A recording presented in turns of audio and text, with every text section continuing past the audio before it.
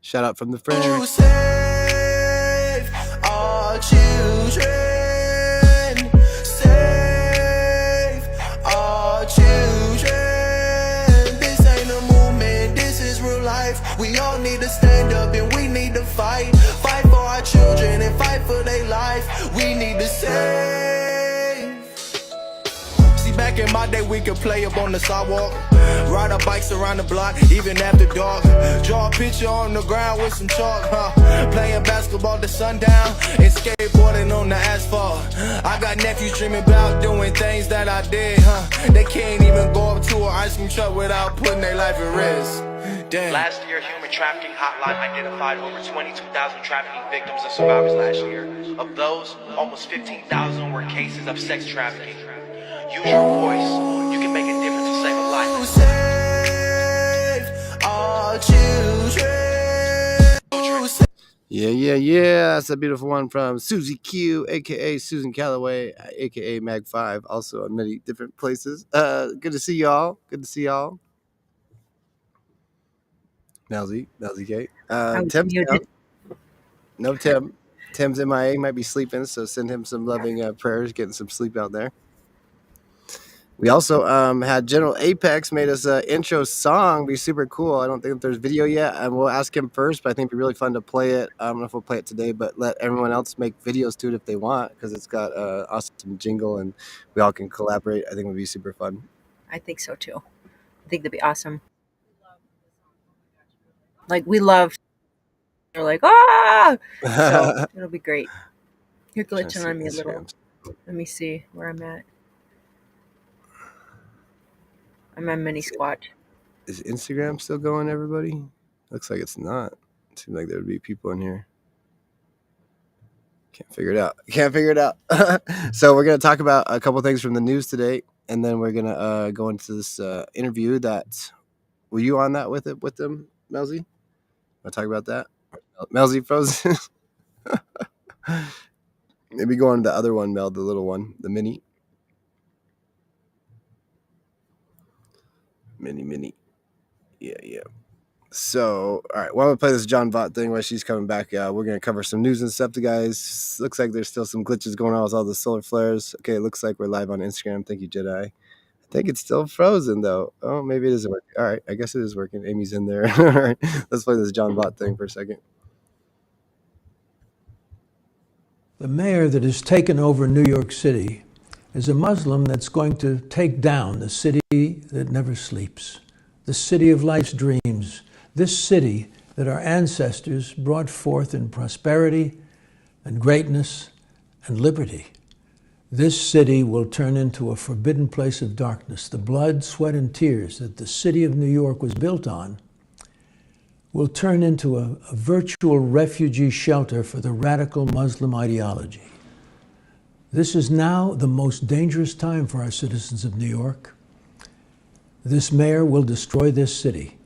We are obligated to demand our rights for our private sanctuary, our businesses, our property that we all have worked so hard for. And this 35-year-old mayor has no right dictating the rules of socialism for a city built on our highest principles with brick and stone by hardworking Americans. This must be stopped, and his mayoralty should be terminated immediately.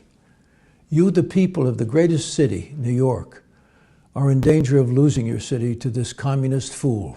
We, the people, must stand for the greatest nation's purpose, the honor of our flag, the red, white, and blue, and for which it stands, one nation under God, and liberty and justice for all. This country, the United States of America, is the land of our greatest achievement, the American dream.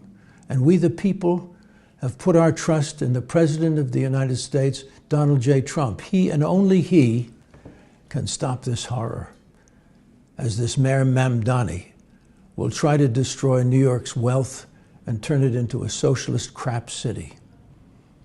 Let this be a warning to the people, and may God bless. May God bless. All right, there's some John Voight there for you. I'm sure Melzie's is coming back here. So we're going to cover some of the other things. Yesterday, too, we played Selection Code. If you guys didn't get to see that, Selection Code right? Awesome documentary. Where is this one located at? Rumble. Played the whole thing yesterday, so you guys can find it in our previous recordings, or we played it from MJ Truth's channel. So make sure y'all go support them over there. Selection code full movie.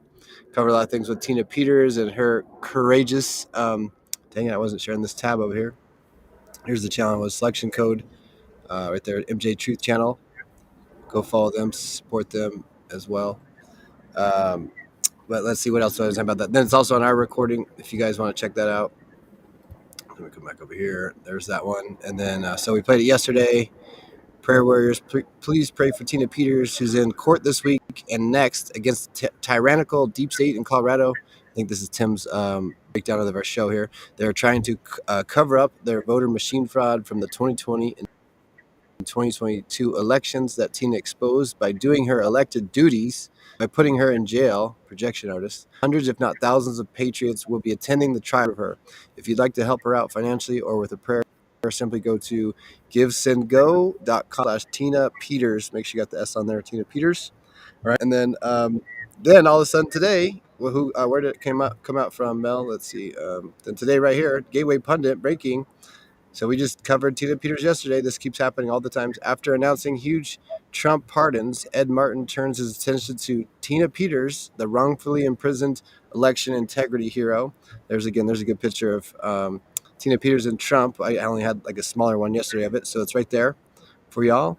And working to free her from a 9-year sentence, again, for doing her freaking job. So let's take a look at Gateway Pundit article. Anything to add there, Mel? No, I think you're doing a good job. Yeah. And then we're going to play this interview that she did with Juan and these guys too. So Department of Justice pardon. I think that Aaron and Cappy might come in and give us a little. And we're going to try to, and they should be coming in a few minutes while we're covering this news stuff. And so then I did drop something in Diggers too that we covered yesterday about that pipe bomber incident that Anonymous put out, kind of tying things together. So maybe we want to watch that because it really ties in what we were talking about. Yeah, we didn't get to cover that much yesterday. That's big news stuff. Obviously, the rebate checks thing's coming around too. Seems like we're trying to figure out what's all going on with that.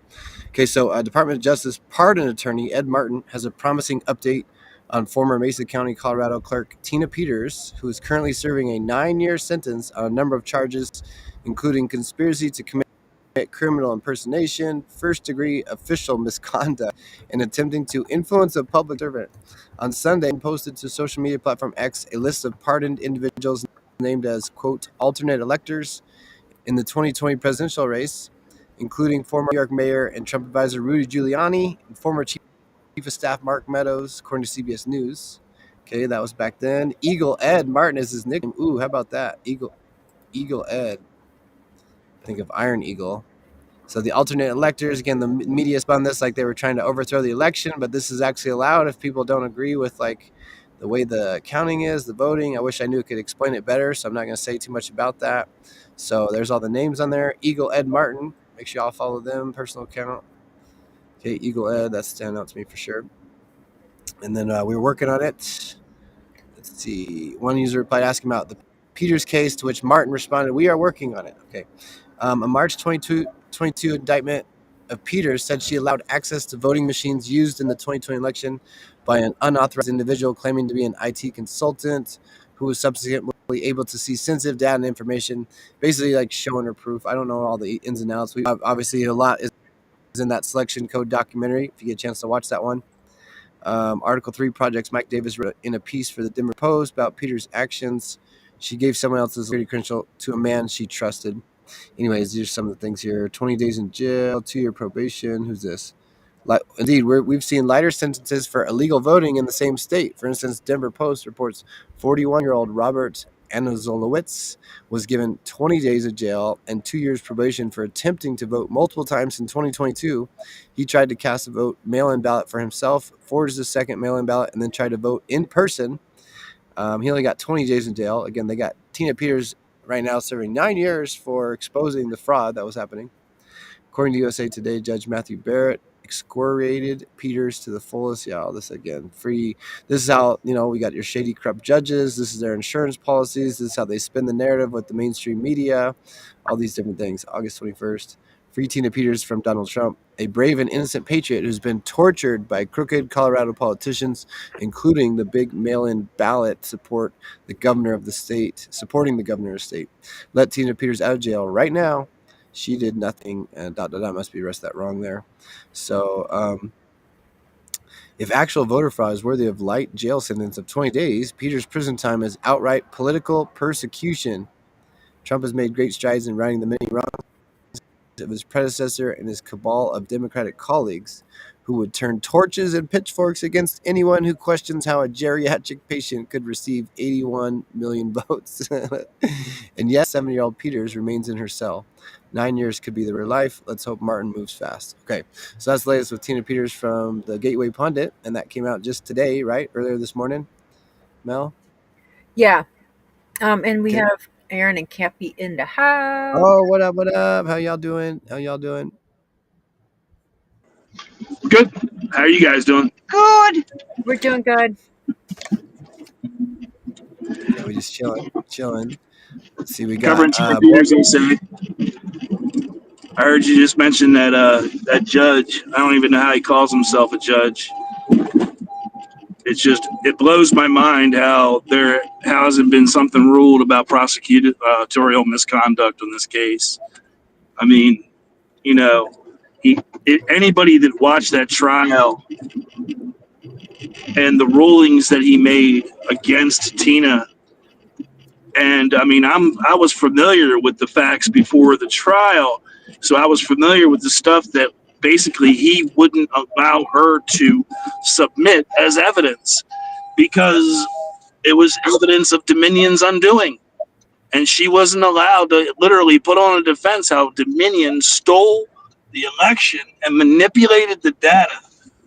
You know, she was the one that had Conan Hayes come in, and she got charged with identity theft because she gave Conan somebody else's ID badge. Gerald Wood, Trebuchet.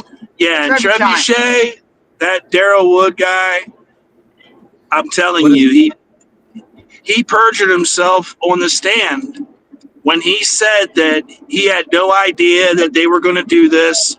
But in a Signals chat, he was confirmed as being this person called Trebuchet. And in that chat, he was very much aware that Conan Hayes was going to come in and do a snapshot and what was happening. So he perjured himself in court. And he went to the election symposium with Mike Lindell, Gerald Wood. So I think he was blackmailed. Somebody got to him. Something happened. You know, just like Barrett. You know, Barrett either diddled some kid, banged some wife or some girl that wasn't his wife, or took a bribe, whatever. But he's bought and paid for it because there's anything else doesn't make sense. All of his rulings make no sense unless somebody has him by the testicles and literally is controlling everything that he's doing. And what he did, the judge, was right before election 2024. So all the other county clerks, if they came out and saw anything or said anything, they would be, you know, Tina afraid to be Tina Peters. I mean, so right now we need to call on action of her because she's sick. And yeah, she's coughing. Like, she kind of says that it's like she was coughing when she was first diagnosed with the lung cancer. So she's got, you know, a portion of her lung removed already. And ever since the heat's been turned on, she's had this cough. And the fact is, she just shouldn't be in jail. She's a political prisoner. And, you know, why her bail is so high, there's so many things. She should be out on bail, waiting for her appeals trial. She also, Colorado Constitution, Article 2, Section 20, says that, you know, totally goes against what she's in for. I mean, why she can't be let out, excuse me. And then the People versus Drake. Cruel and unusual punishment is what Article 2, Section 20 covers. And basically, that's what they're declaring is what they're doing to her is cruel and unusual. It totally is. I 100% agree. And in fact, we were talking about trying to call in right now. And do we have that number? Do you remember? Let's look it up. It's on Diggers, I think. Which number do you want? Which number do you want? She's got them in her phone right here. Okay, so let's put them on the screen if you want to. Do you want to send them to me, Aaron? And then I can put them in. Yep. I was on hold with the White House for 13 minutes today and left a comment. Wow. I haven't made it to call Polis because Polis is the one, the governor. So he's the one holding her account or as a prisoner of war. Well, he could make a ruling to pardon her. I mean, and if he were to look at the evidence, anybody that looks at Tina Peters' evidence knows that, when this story is told, hailed as a hero, but, they're trying to kill her so she can't testify. But, the fact is, the evidence testifies on its own behalf. And you have people like Mark Cook that analyze that evidence. She did her job, and she shouldn't be sitting in fucking prison. Amen. Right. I totally agree. She's our hero. She did above the call of duty, and she stood up for our rights. We need to stand up for her. And I've never heard Juan really upset, and he's very, very upset with Tina's condition currently. And where was I going with that? Oh, right. That now's the time. Now is the time, yes, but also there's something else. I'm sorry, I just squirreled. It's all good. That's right. We're going to cover a couple news things real quick. I don't know if you guys can stay on for a second. We're going to cover sure. just a couple short things here. I'm going to mute myself. I dropped the numbers and diggers pile. So okay, so we'll show the numbers again for everyone. We were showing them yesterday. Here we go. So I'll just read the thing from the beginning.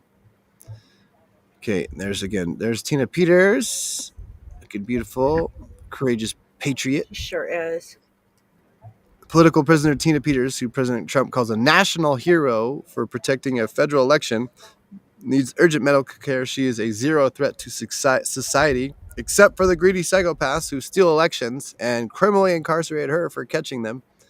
Was promised to be released on her birthday, September 11th. How about that? Urgent call to action. We cannot allow one more day for Tina's release. We do not let up until Tina's out. Okay, Governor of Colorado. Here's the main one we need to bother, because that's just what Aaron was saying. He's the main reason that she's behind bars at the particular moment. Jared Polis blocking Tina Peters' release. Constituent service channel number is 303-866-2885. Or the front desk, I believe Aaron called this one, or somebody did this one. Front desk 303. Ooh, confirmation. 866-2471.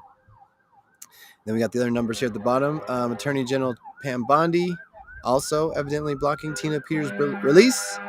The office is 202-514-2001. Department of Justice, Department comment line. Attorney General Todd Blanche also blocking Tina Peters' release.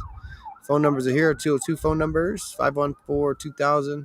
And then the White House phone number. That sounds like Aaron was just on hold there and got a comment across, or made a whatever it is.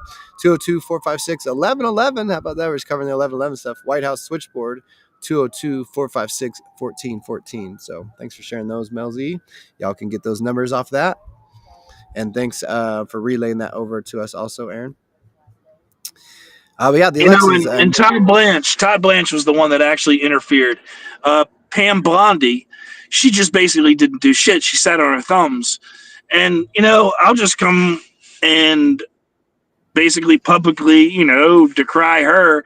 She already, basically showed her hand when she allowed, way back when, Obama to interfere in the Trayvon Martin case in Florida.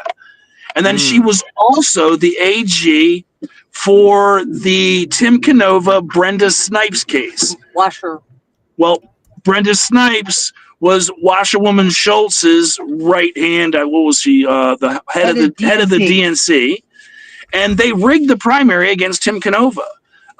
They disposed of 50,000 or 30,000 ballots, and they were caught. They were caught in court. It was proven that there was fraud. And you know what Tim won? Court costs. That's it. But the election, it already happened. Nothing we can do now. And this is why we have Debbie Wasserman Schultz, still ramen noodles, as Aaron likes to call her, in office today. is because of fraud in Broward County. And, Tim Canova, you can follow him on X. Great guy. We ended up meeting him way, way, way back when Juan's election integrity conferences. That was also Patrick Burns and Mark Fincham. It's really kind of a three-prong effect there. General Flynn. General Flynn was in there. He didn't attend those, but Joe Flynn did, and Joe Flynn's daughter sang the national anthem and did the invocation. That's right. So this is way back when. I mean, way back when in October and November, whatever. September 10th, 2022 and October 29th, 2022 are the two election integrity events. So, Election Fairness Institute, which is Mark Fincham's, and what was it first? America First, AFE, Fairness Institute, something. But, it was that tie that we were like, wait a minute, we bought the tickets from here. And like I was telling you earlier, Mel, Juan would just be another guy in boots doing interviews if we hadn't met him. And met him several times now, outside of Hialeah when he's walking with Don Jr. and Secret Service. That was the day that Roseanne brought out the Magador jacket. There's so many daggone ties and proofs, I guess you could say proofs. And you got Louis Herms was doing an interview with him one time, and he pulls up to Mar-a-Lago, and Secret Service is like, going right through, sir. Go ahead, sir. They knew him. They go right through security. You don't do that. Ask Sheila Holm, because she was the one that actually conveyed that story, I do believe. And Sheila is actually going to be a great guest for you guys to have on, because her research and her books, if you haven't seen them, can we get a list of what? Yeah. There's like 27 books. To Tina right now. So what? Long story short, I'm telling you, all of our ties and all of our connections are all coming together. It's like it was our lane, you know what I mean? We all kind of stuck to our lane, and our lanes are all kind of converging onto this one big highway. It's freaking amazing. Kyle and I are watching this movie called The Accountant, and where the second part is, the first part you kind of alludes to it, but this guy he's an autist, and he's severely autist, but he can see numbers and stuff, and so Steve Mnuchin is the one who produced it. He was the executive producer. And the thing that they did is they worked together in a network of other autists to create this intelligence. And this intelligence was so, it was beyond what the computers could do, because it could see patterns that the computer couldn't see. It had special gifts, the intelligence that the autists created together, that network. And that's really us. I think we are, that movie, the Accountant movie, is so much bigger. It has the Gambino family in it. And I just rewatching it again, I feel I'm learning more about how it works. The financial part would work within those big corporations to hide money, and the importance of us in this movement. What's your thoughts? Couldn't be done without us. That's right. For sure. The frogs will save the world. So here we are doing it together. Amen. And I remember what I wanted to say about Tina. So, like Charlie Kirk, they killed him. They killed him on live feed. So Tina we don't need to have that happen. If we don't act now, it could happen. And they did it to Veronica. Remember Veronica with Q? And when we took the oath, she was with General Flynn that day. And when he brought up Tim Canova just a minute ago, I found a picture with her supporting Tim Canova. Dump Debbie was the hashtag for Debbie Washerwoman Schultz. So, and they killed her. That's why it's important, because they killed her during COVID, because they put her in the hospital and wouldn't let her get the medical treatment she needed. So it's a pressing matter. And all these things like the magic mortgages and the Sean Taylor story and the cartel money and the money laundering and the infiltration. I don't know if I've said it here, but I compare it to the Netflix series Ozarks. I don't know if anybody's ever seen that series, but it's basically about two business guys that kind of take a loan from this organization, to increase their business. And then they realize that next month they have to basically money launder double that amount because they got in business with the mob. And it goes into this crazy small town story of how it infiltrates every part of society. And that's what we have here. And, Sean Taylor exposed Millersville, Tennessee, which is a little suburb of Tennessee, of Nashville. And it is literally the East Coast hub of human trafficking, a little suburb of Nashville. And it leads to Scottsdale, Arizona, which ties back to Charlie Kirk, who lives in Scottsdale, and Jack Pasavic and Tyler Fowler, something like that. Yep. But the magic mortgages, why we're all paying $500,000 for a house that was $200,000, 4 years ago. Like, what the hell happened? Nothing, except corporations bought those houses for 30-40% more than they were asking. They got that with no inspection, and then what do? They up the comps out of all the 10 houses they buy in a community. They increase the comps, so they go get loans. But do they go get loans for like $500,000 or $700,000 what they bought the house for? No. Weird. TD Bank gives them loans for $7.9 million on a $500,000 house. How does this make sense? It's magic mortgages. Mark Fincham, Senator Mark Fincham on X. Great guy. And Sean Taylor, which is FTG Solutions on X. Yes, FTG Solutions is Sean Taylor. Wrap your head around his stuff. So we just even have a video right in our thing here, Mel, with the timeout. Nobody's above the law. I think it connects to Eric Swalwell, but it's specifically mortgage fraud epidemic. So let's go ahead and take a look at this now. You just wrapped right into that. Yeah, perfect. What? Unless you want to talk. I muted you. Swalwell have in common, other than their, of course, their hatred for Trump, in fact, that they're all really annoying. Well, they're all accused of mortgage fraud. Well, the hammer of justice might be dropping again. Another one, Swalwell, who's been criminally referred to the DOJ after allegedly making misleading or perhaps false statements on loan documents. According to NBC News, which first broke the story, the referral alleges several $1 million worth of loans and refinancing based on Swalwell declaring his primary residence as Washington. It calls for an investigation into possible mortgage fraud, state and local tax fraud, insurance fraud, as well as other related crimes. Here to discuss, Mike Davis, founder of the Article 3 Project. Mike, Swalwell just went on MSNBC and is now threatening Trump officials. Watch. When we're in the majority, we will have subpoena power and accountability will happen. So Bill Pulte and any other lawless official who is carrying out these political prosecutions on behalf of Donald Trump, they should familiarize themselves with the Judiciary Committee room, because they're going to be spending a lot of time there answering questions. And I sure hope everything they did was above board. They mean to respond to this if they win the House. Your sense about whether these investigations are valid, from what you know, and worth it in the long run?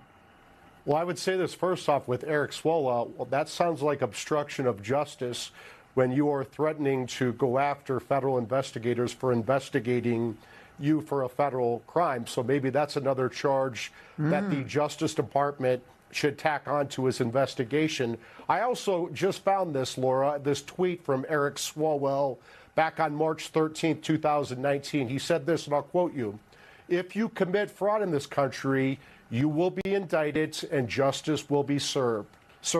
Plain and simple. No one is above the law." And he wrote, "Cough, Donald Trump, cough." So I would say this to Eric Swalwell: if you committed mortgage fraud, you will be indicted and justice will be served. Swalwell is claiming that this is all political. Watch.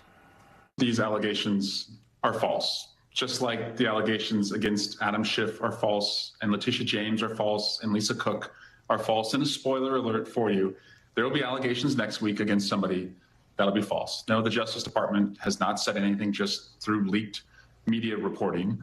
But this is really about Donald Trump going after his political enemies. Mike, your response to that? If they're false, then Eric Swalwell has nothing to worry about. If those documents do not provide fraudulent statements to a bank, he has nothing to worry about. It sounds like Bill Pulte, according to Catherine Doyle's reporting at NBC, may disagree with Mr. Swalwell on this point. Well, in the end, I mean, you watch the ins and outs of all of these cases. You know, when judges are involved, some of them can be activists, some play it straight down the line. I mean, these issues tend to be fairly clear-cut. Maybe it's widespread. I have no idea. But it seems to be fairly clear-cut. You ask a question, you get an answer, you got to fill out the form, etc. And there's always the fine print in those forms. You know, you have to attest to the fact that it's accurate, and you got to be accurate. So anyways, you brought up the mortgages and the houses and things like this here too. So also got some new stuff about the Clinton corruption. And then I saw Epstein's trending today too. I don't know if we want to go into that just yet, Mel. And we lost everybody. Eric and Cappy hopped out. All right, so let's see what this next video is. That's about Pam Bondi. We're just talking about Pam Bondi and Clinton. So we'll do this next. A document shows how Bill and Hillary Clinton's foundation collected donations from foreign and domestic interests seeking influence. The documents, now being dubbed as the Clinton corruption files, make it clear that there was an effort to obstruct legitimate inquiries into the foundation by blocking real investigation by line-level FBI agents and DOJ field prosecutors and keeping them from following the money. Attorney General Pam Bondi and FBI Director Kash Patel hope to make all the documents public by the end of this week. And I know so many people, including you, Chris, I'm sure, will love to comb through these documents. You know, I will say there's also Senate Judiciary Committee Chairman Chuck Grassley is supposed to get his hands on these documents. He has, of course, a lot on his plate with Arctic frost, everything else. But I'm happy to see that they're taking this up, and maybe we even get a hearing or two there, don't you think? Well, it would be very nice. It's long, long overdue. In Washington, D.C., sometimes these things go on for decades on end before anybody raises an eyebrow. But the Clintons and their nefarious goings-on have been well established for a long, long time, going all the way back to Little Rock and the Rose Law Firm, where they were involved in all kinds of scandals and money-making schemes and madness. And, of course, Bill Clinton got a $500,000 fee for a speech that he gave in Moscow with, you know, his Russian Moscow Kremlin. 15-minute speech. And 15 minutes, got paid $500,000. Pretty good gig.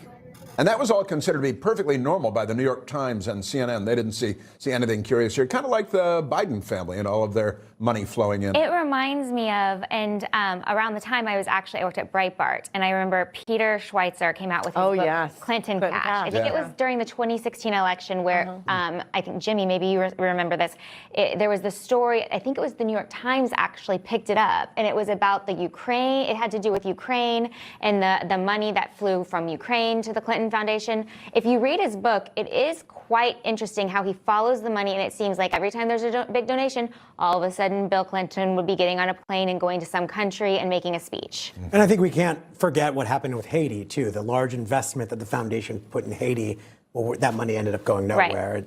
You know, we don't know where it went. So I think, you know, when you look at this... To the cannibals, of course. To the cannibals. Yeah. You know, it's a shame because when you look at this, there are, you know, over 1 million foundations in this country that are doing really good work. And it takes one, the Clinton Foundation, to really ruin it for everyone. But I think if you're sitting at home questioning whether you think this is true or not, there's a lot of documented history of kind of the corruption that has followed this famous, very famous couple. That's a fact. That is a fact. And it's been well established. And the Schweitzer book was sort of the gold standard because he committed journalism there. And, it was great investigative and told reporting. The truth. It was great investigative reporting.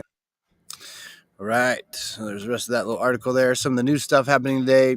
Let's see. I think this is important too. Is this more? I'm not sure what this one is. Let's play this one though. Well, Rich is live at the White House with the details. Hey, Alex. Hey, good to be with you. So these groups, they're considered Antifa-aligned or Antifa cells. They are active in Germany, Italy, and Greece, where they are accused of politically violent attacks. So here are the four groups here. You have Antifa Ost, also called Antifa East. That's the big one. Also, the International Revolutionary Front, Armed Proletarian Justice, and Revolutionary Class Self-Defense. All four have numerous nicknames within. Secretary of State Rubio, he posted this: the United States will continue using all available tools to protect our nation from these anti-American, anti-capitalist, and anti-Christian terrorist groups. The State Department also warned of consequences for any person in the U.S. working with the groups. Investigative researcher Ryan Morrow weighed in last hour. What you can do is designate foreign terrorist organizations. And so that makes it illegal for groups and people within the United States to provide material support like financing or recruiting members to those four entities in Europe. So it sets the stage for cracking down on a broader network. And this is an expansion of action the president took in September, designating Antifa as a domestic terror organization. And the argument from critics ranges from the president's definition of terrorists being too broad to Antifa not really having a cohesive figurehead, or that is not cohesive as a group, to all the way on the other end of that argument that Antifa doesn't exist at all. Guys. All right, Alex. Yeah. Thank you very much. Yeah, we got hardcore organizations, and we know exactly when they date back to. We can tell you the events that took place, and their mission changes. They just want to create anarchy, and they found a home in places like Portland and Seattle and in Chicago. I love that we're cracking down, but I'm more excited about finding out the financing of these groups. They don't do it for free. They all are activists. They're all coordinated. The dropping of bricks in the middle of cities, that takes money. So I cannot wait to see who's behind this, and I don't think the administration will be shy about exposing it. Anti-American.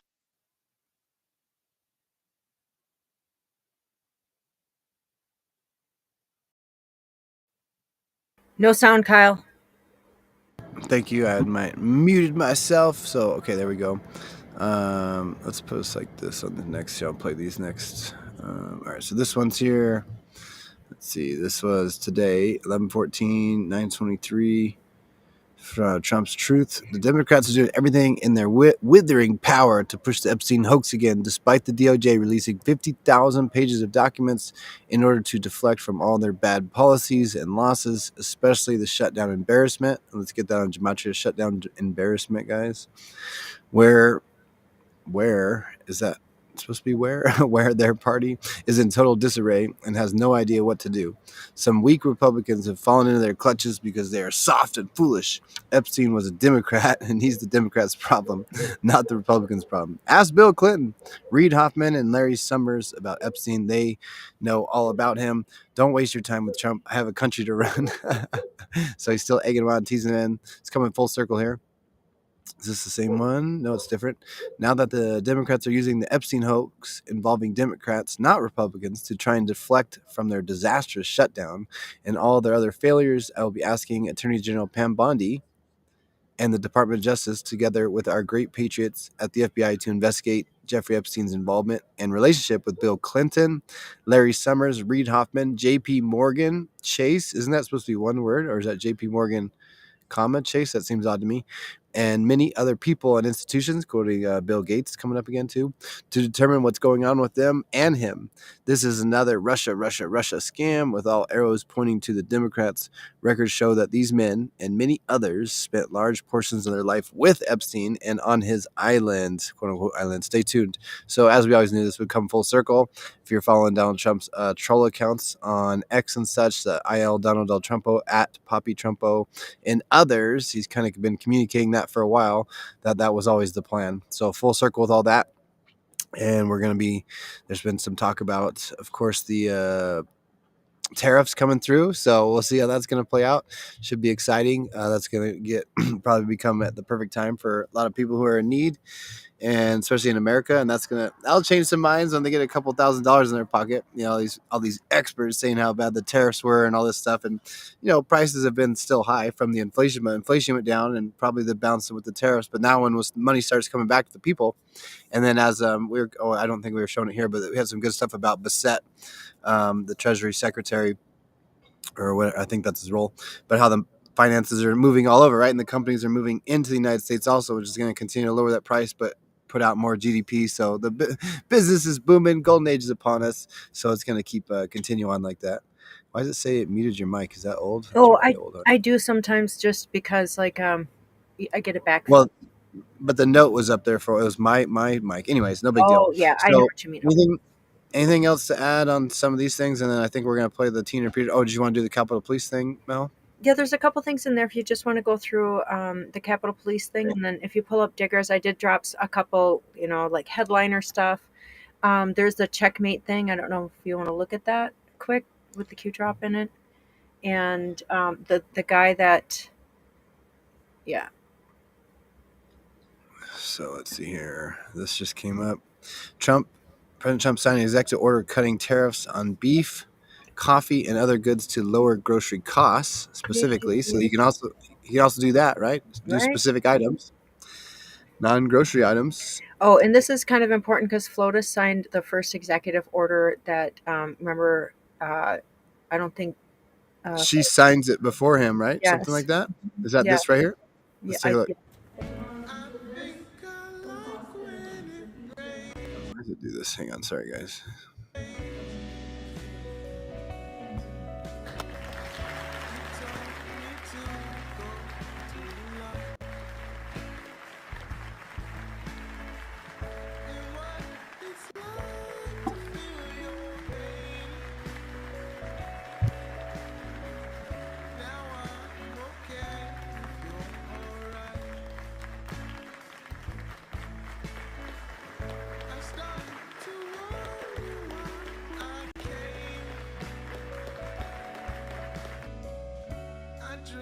That's from the White House there. Thanks for that one, Mel. Let's see. Yeah, play this guy real quick. All right, guys, breaking news. The NYPD has 5,000 officers that are going to be resigning effective January 1st, 2026.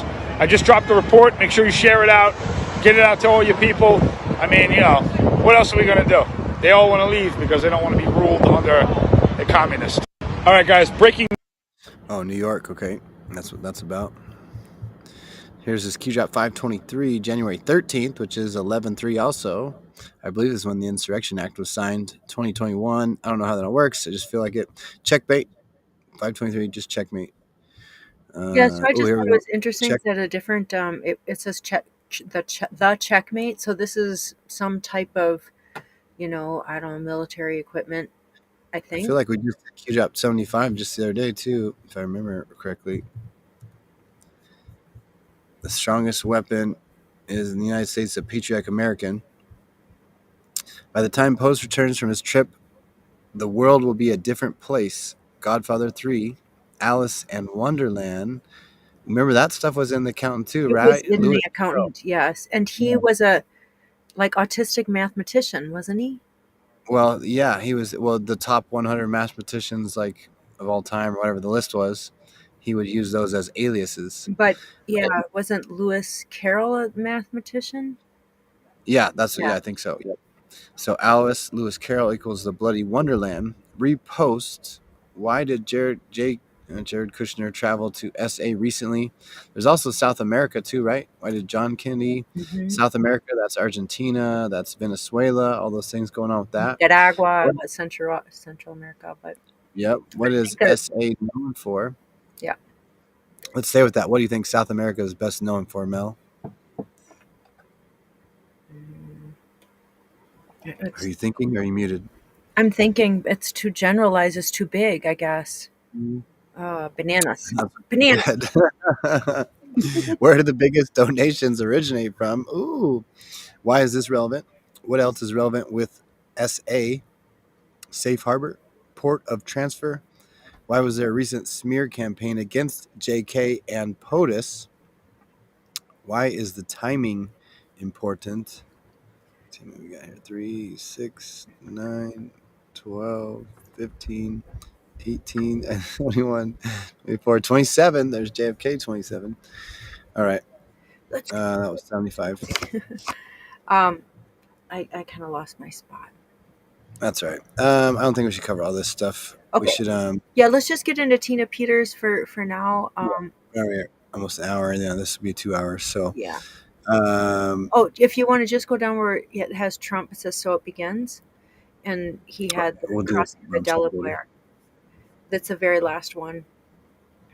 Yeah, right. Oh, he posted. Oh, shit.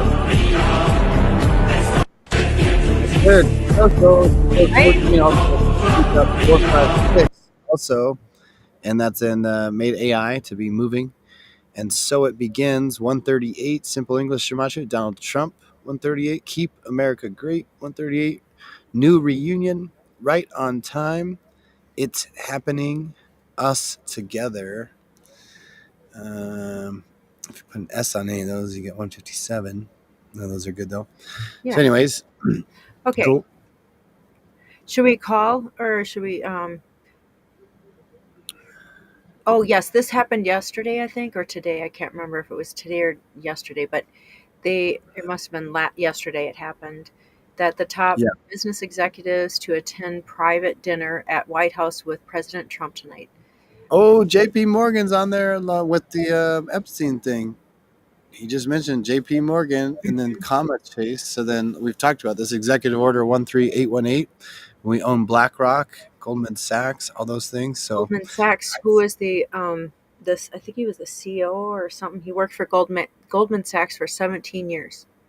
oh yeah, the accountant did. The accountant did, yep.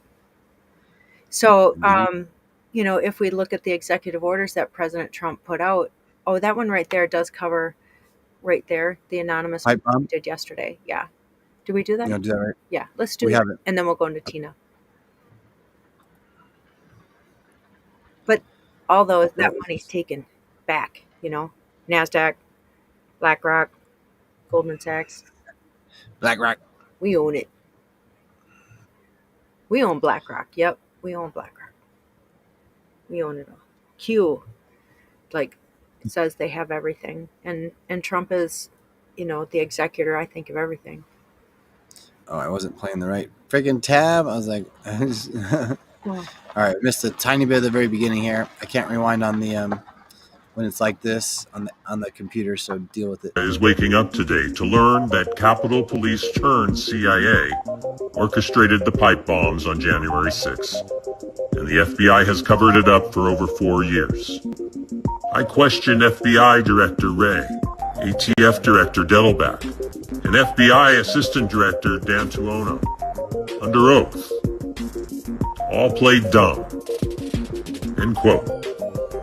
The sitting congressman just accused the FBI, ATF, and CIA of orchestrating an event once called a domestic terror attack. And he did it under oath, not in a tweet storm, but as an official record. The story he references comes from The Blaze. It details how forensic analysts found a gate match between the January 6 pipe bomb suspect and a former Capitol Police officer later assigned to CIA counter-surveillance. Footage shows the same officers discovering one of the bombs while on duty. Yet the FBI has never interviewed her. 4 years, $500,000 in rewards, and not one suspect named. Investigators say the devices couldn't have detonated with the timers used, not after sitting overnight. So were they real bombs or political props? Journalist Steve Baker, who helped expose the story, said this, quote, "This might just be the biggest scandal and conspiracy in American history. Many heroes were involved in bringing this to light. Some we can name in coming days, some who want no recognition. He's right about one thing. The truth is still coming, and some people will do anything to bury it. My friends, we are all anonymous, and the question now isn't who planted the bombs, but who planted the narrative." Ooh, the narrative.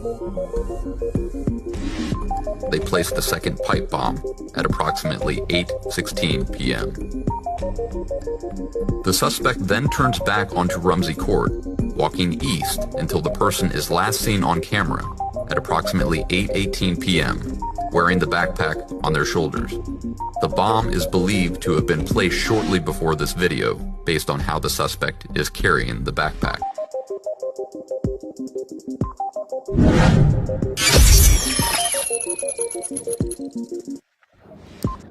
All right, I got that one. So there's a good little wrap up of some of the stuff happening in the news there. Again, we got tariffs.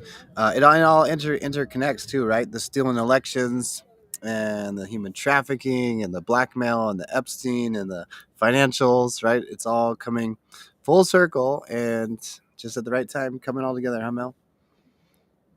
Oh, you're freezing up again. Frozen and mooted she is, but she's got a big old smile. I don't know what you guys can see. I know we lost her. So I think we're going to the Tina Peters here. We got Mel back. Let's see what she's doing. Give her a second. Thanks, guys, for hanging out with us, by the way. The Sasquatches are messing with us. They are. They're Sasquatch and the little one. Okay, yeah, let's go into, so let me just set this up. So about, I don't know, in 20, looks like 12, so December 2nd, 2022, Hammer Time did an interview with Tina Peters, Juan O Savin, and Loy Brunson. So we thought we'd revisit that today and see what we talked about back then, because it was a long time ago, and see about Tina. I remember when she came on that she was really kind of sad and depressed a little bit, her, and yet she's such a fighter. Wait till you see her. Her interview is amazing. So I didn't really know much about her, honestly, because Juan was just giving us interviews at the time. Like I interviewed, never mind, I can't remember his name, Tim Cardova, and other great people that Juan would bring to us. So when he brought like Loy and Tina together, we really didn't know who they were, and we were just such a blessing to be able to have that time to interview them and to be a part of helping you get the news. So maybe that was meant for now too, for us to look and revisit her words from what she had to say back then about the election fraud that was going on. So thanks, guys. We're going to watch it together, and then afterwards, if you could all please call. We put the numbers up, I think, yesterday, and I don't have them in my thing here, but if you want to go on to Diggers, they have them there, and you can give a call out to Colorado or the White House, and please be active on this and help us to free Tina Peters. Yeah, if Silver Lining is still there, I saw on Instagram asking if Alice is Hillary Clinton. There's multiple meanings on that. That's one. It's referenced to Alice as Hillary Clinton. We also have the boring machine, right? It was named Alice, and there's a third one. There's always at least three usually out there, so have to do some more digs on that. All right, so we ready to show the I think Alice would be a program of some sort too. Alice programming. Yeah, that makes sense. Okay, yeah. White Rabbit stuff. Okay, so I'm gonna play right now. So we're gonna play. And I want to give anybody a quick little summary. So this is Juan, Tina Peters, and Loy Brunson. Is it just those three, or are you guys on there too? We are too. So Hammer Time girls were Qschqql, Adriana, Age we call her, and me, MelzieKaye. Yeah, and Age is the one doing project Operation Restoration. And so we've also done some prayer. We did some prayer stuff. We even streamed one live in here the other week too, before I was getting ready to leave. And so maybe signing Alaska of FLOTUS, being the first woman to sign an executive order. Melania, like maybe that's significant for what her work is going to be, and maybe Age will be working in that area. So let's send. And I think it was today specifically about foster care also. Yes, it is. And so it's really an exciting time. Like like Qschqql. Yep, it's time to be alive. Yeah. This is what we went through all the struggle for, guys. This is the fun part. All right, without further ado, we'll go to the old, the previous Hammer Time with the ladies, talking with Juan O Savin, Loy Brunson, Tina Peters. This is all stuff still on our archive over on Hammer Time Rapid Fire Q News. If y'all haven't followed our Rumble channel, please hop over there and follow them, especially if you even want to watch on X or Facebook or YouTube, all those places. Go follow our Rumble channel too, if you don't mind. Put in Hammer Time. It's the long one, Hammer Time Rapid Fire Q News with the military Q patch. Where we go, one we go all. That's our channel right there. All of our live stream recordings on there. One nice spot. We're doing Qschqql 5 days a week. 5 days a week. Keep showing up for y'all. So hopefully y'all keep sharing the love with us. And that's kind of hard to see on what I got on the screen there, Mel. But that's the numbers one more time. The numbers one more time to call. Call to action. Governor Jared Polis 303-866-2885, or the other one, which is the front desk there, 303-866-2471. Pam Bondi's number 212-514-2001. DOJ's 202-514-2000. Todd Blanche, the Attorney General, I believe, of Colorado, also keeping your house, or in DOJ, I think that's still Colorado specific, 202-514-2000. So I guess maybe he's at the White House. Not sure how that works, but there it is. So make sure y'all check those out. Okay, let's check out the recording with the ladies. And again, Juan O Savin, Loy Brunson, and Tina Peters. We have a clicker problem on awesome date 2/12/2022. So there it is. All right, here we go. Stop in an hour, we'll see, and add a little bit, and then the total's 2 hours, guys.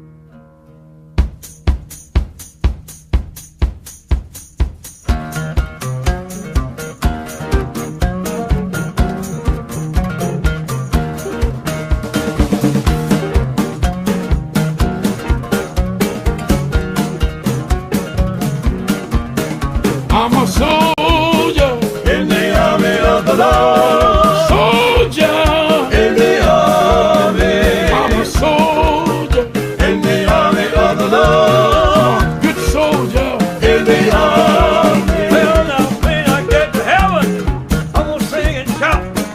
Ain't nobody there who can turn me out. I'm talk with the Father, shadow with the Son, tell him about the meal I just came from. I'm a warrior in the army of the Lord. Warrior in the army. I'm a warrior in the army of the Lord. Mighty good warrior in the army. Well, I got a mother in the promised land. Don't expect to stop until I shake her hand. When I get to heaven, gonna sing and tell. Please call angels gonna tone them. And we have today with us here, we have Juan O Savin getting in his car, and we have Tina Peters, and we have Loy Brunson, and also my cohorts, MelzieKaye and Adriana, we call her AH, and I'm Qschqql, and I'm your hostess here, and we're going to get this show on the road here. So welcome, Juan. Are you with us here? You're muted, Juan. You're muted, Juan. Okay, well, we'll just keep rolling here. So today we just want to start it off because we have, with Loy being here today and this whole case heating up here in the Supreme Court, and we really had a really great session earlier today, and it's the court case 22-380 out of the Supreme Court, and it's creating quite a stir around the country right now, especially among patriots, because we're all paying attention to this, and we're hopes today that we can have a really good discussion on this, especially with the fact that we got Juan here and Tina, because we're all it's all intermingled with what's going on here with our elections and this whole thing. And even though it's not, the court case is not specifically about fraud, it's about the U.S. Congress not doing their job on January 6th when they have plenty of evidence. So with that said, Tina, do you want to come in and jump in here and comment on this? Are you familiar with this whole, what's going on here? Well, I'd like to hear Loy because there's a lot of questions going on. People are pretty excited about, what impact this could have across the country and in our efforts to expose the criminals in the election arena. So I'll defer to Loy first. How about that? Sure. 100 members of Congress petitioned the other members to pause the certification of the electoral vote, and they wouldn't pause for a 10-day investigation. I mean, that's like going to the police department reporting a crime, and they won't investigate it. So you come back with 5 friends, and they won't investigate it. You come back with 100 friends, they won't investigate it. Well, they become part of the crime. They become accomplices to the crime. So what they did was they violated their oath. They committed crimes by not pursuing at least a 10-day investigation, and they used the Constitution as an excuse not to do it. When members of Congress or Senate held up the Constitution, said, I have an oath here, I've got to follow the Constitution. I have to certify this. They should have said, I have an obligation with the Constitution to pause for a 10-day investigation in order to certify this properly. That's what they should have said. And so we have 388 defendants in the Supreme Court right now, United States Supreme Court, that can be removed from office and barred from holding office the rest of their life. The Supreme Court has this power, and the Supreme Court actually has characterized it with us personally as an emergency petition. So they can completely judge, adjudicate the whole complaint, not just reverse a decision or uphold a decision. So they have the power right now to remove a sitting president, a vice president, and 385 members of Congress, and bar them from ever holding public office again, right down to the local level, including Mike Pence. So that's it, kind of it in a nutshell. That's pretty exciting. Anyway, Juan, are you unmuted here? Do you want to jump in here? Well, I think I'm unmuted. Do you hear me? Yes, we do. Oh, good-o. Hey, Tina, it's great to see.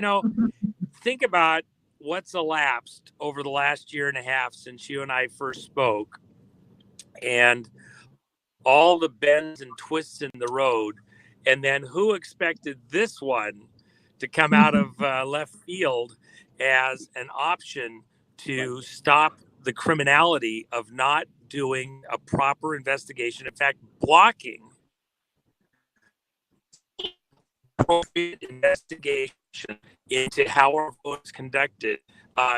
In your case, you were doing exactly what the law required you to do, what your job title and description required you to do in protecting the vote and looking into any kind of potential criminality, because you had people in your that voted for you into office who had contacted you and said, please don't let anybody touch this information concerning the 2020 vote, protect it.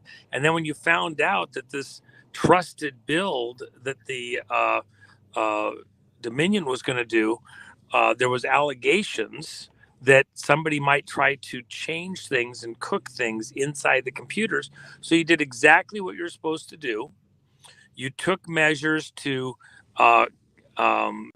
copy what information was there in anticipation that maybe something would happen.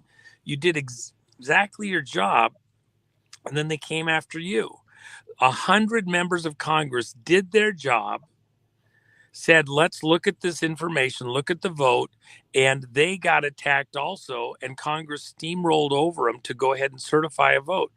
This is not that different from your case precisely. Is that how you would read this potentially? That's right. And Juan, what's happening right now also, when I ran for Secretary of State and basically won, but they cheated through the machines, I asked for a recount. And of course, Jenna Griswold did it unlawfully. Well, right now, and this is what I'm working on today, putting out press release and putting out emails to all the clerks. Clerks are getting ready to, by their actions of following the Secretary of State and Dominion's directives, they're getting ready to break the law and break their oath of office. And specifically what's happening right now is there's a mandatory recount in the Lauren Boebert Adam Frisch case, because it was about 400 votes. And the criminals tried to cheat. They were well on their way. And the good thing is the Republican side overwhelmed the vote. And Adam Frisch actually conceded. Now, who concedes when there's a chance at a mandatory recount, or there's a chance at a recount in a race where you're only 400 votes shy?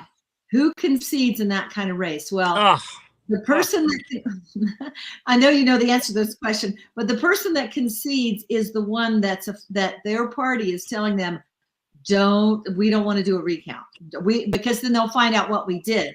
So here's what the Secretary of State is going to do again, or plans to do again, and we're calling her out on it.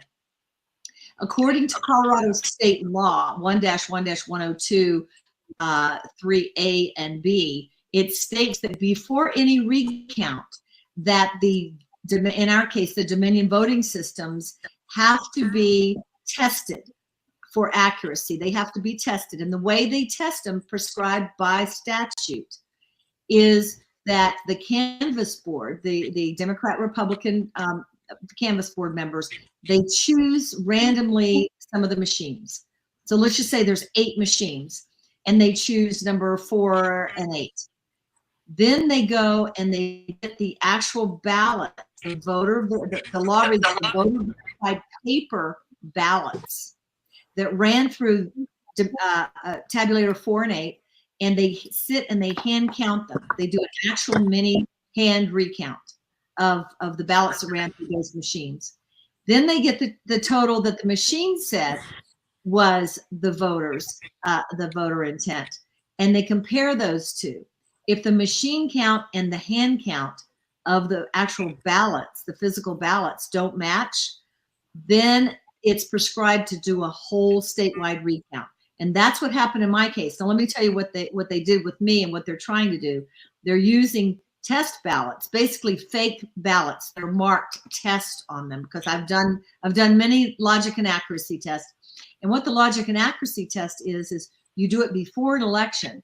So before an election, by law, you have to, in the state of Colorado and other states, you have to test the machines to make sure they're recording accurately. So people will sit and they will fill out ballots that are marked test, so they can't be used. And they'll fill in with overvotes, undervotes, write-ins, all different scenarios, and feed them through the machine to make sure that the machine is tabulating them correctly. The problem with that is, once you have actual voter verified paper ballots, and you have a law that says you have to use those to compare what the machine said, there's no longer any ambiguity about the way you should do this. So she's trying to use these fake ballots to say that, okay, everything's okay, and then go ahead and run the ballots through the tabulator again for this sham recount. We're holding her feet to the fire, and we're saying that's not what the law says. The law says you need to use actual ballots. You need to compare those ballots with what the machine said was their total, and if they don't agree, then it's a complete hand recount, not through the machines. Well, so Tina, let me dive in here for a second, because I want to go back a little bit. In the primary, you got kicked out of the primary. We knew there was mischief afoot. So we came in, a bunch of us rallied, you did some appearances, and because in order to do the recount, they were requiring us to come up with this outrageous amount of money to do a recount. It was like $250,000. Am I correct? That's right. It was 256,000, 20,000 of it for Dominion. So we come up with it at the last second. You pay to do a recount, and then they don't even tell us when they're going to do it exactly. Out of the dark of night, spur of the moment, they let everybody know, we're going to do the logic and accuracy test and then do the recount.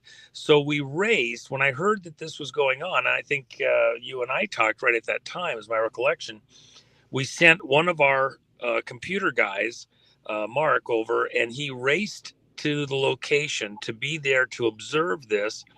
And amazingly enough, now you have to picture, before the primary, according to state law, the rules are they have to test all the machines, as you described, make sure they're working right. There's a logic and accuracy test. It's like, for me, I'm a racer. And so you go through tech in a NASCAR race. Everybody makes sure the cars are okay and you pass tech.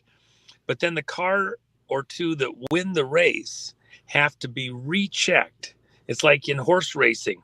The horses that win, there's a blood test to make sure there was anything to amp them up and that it was all fair.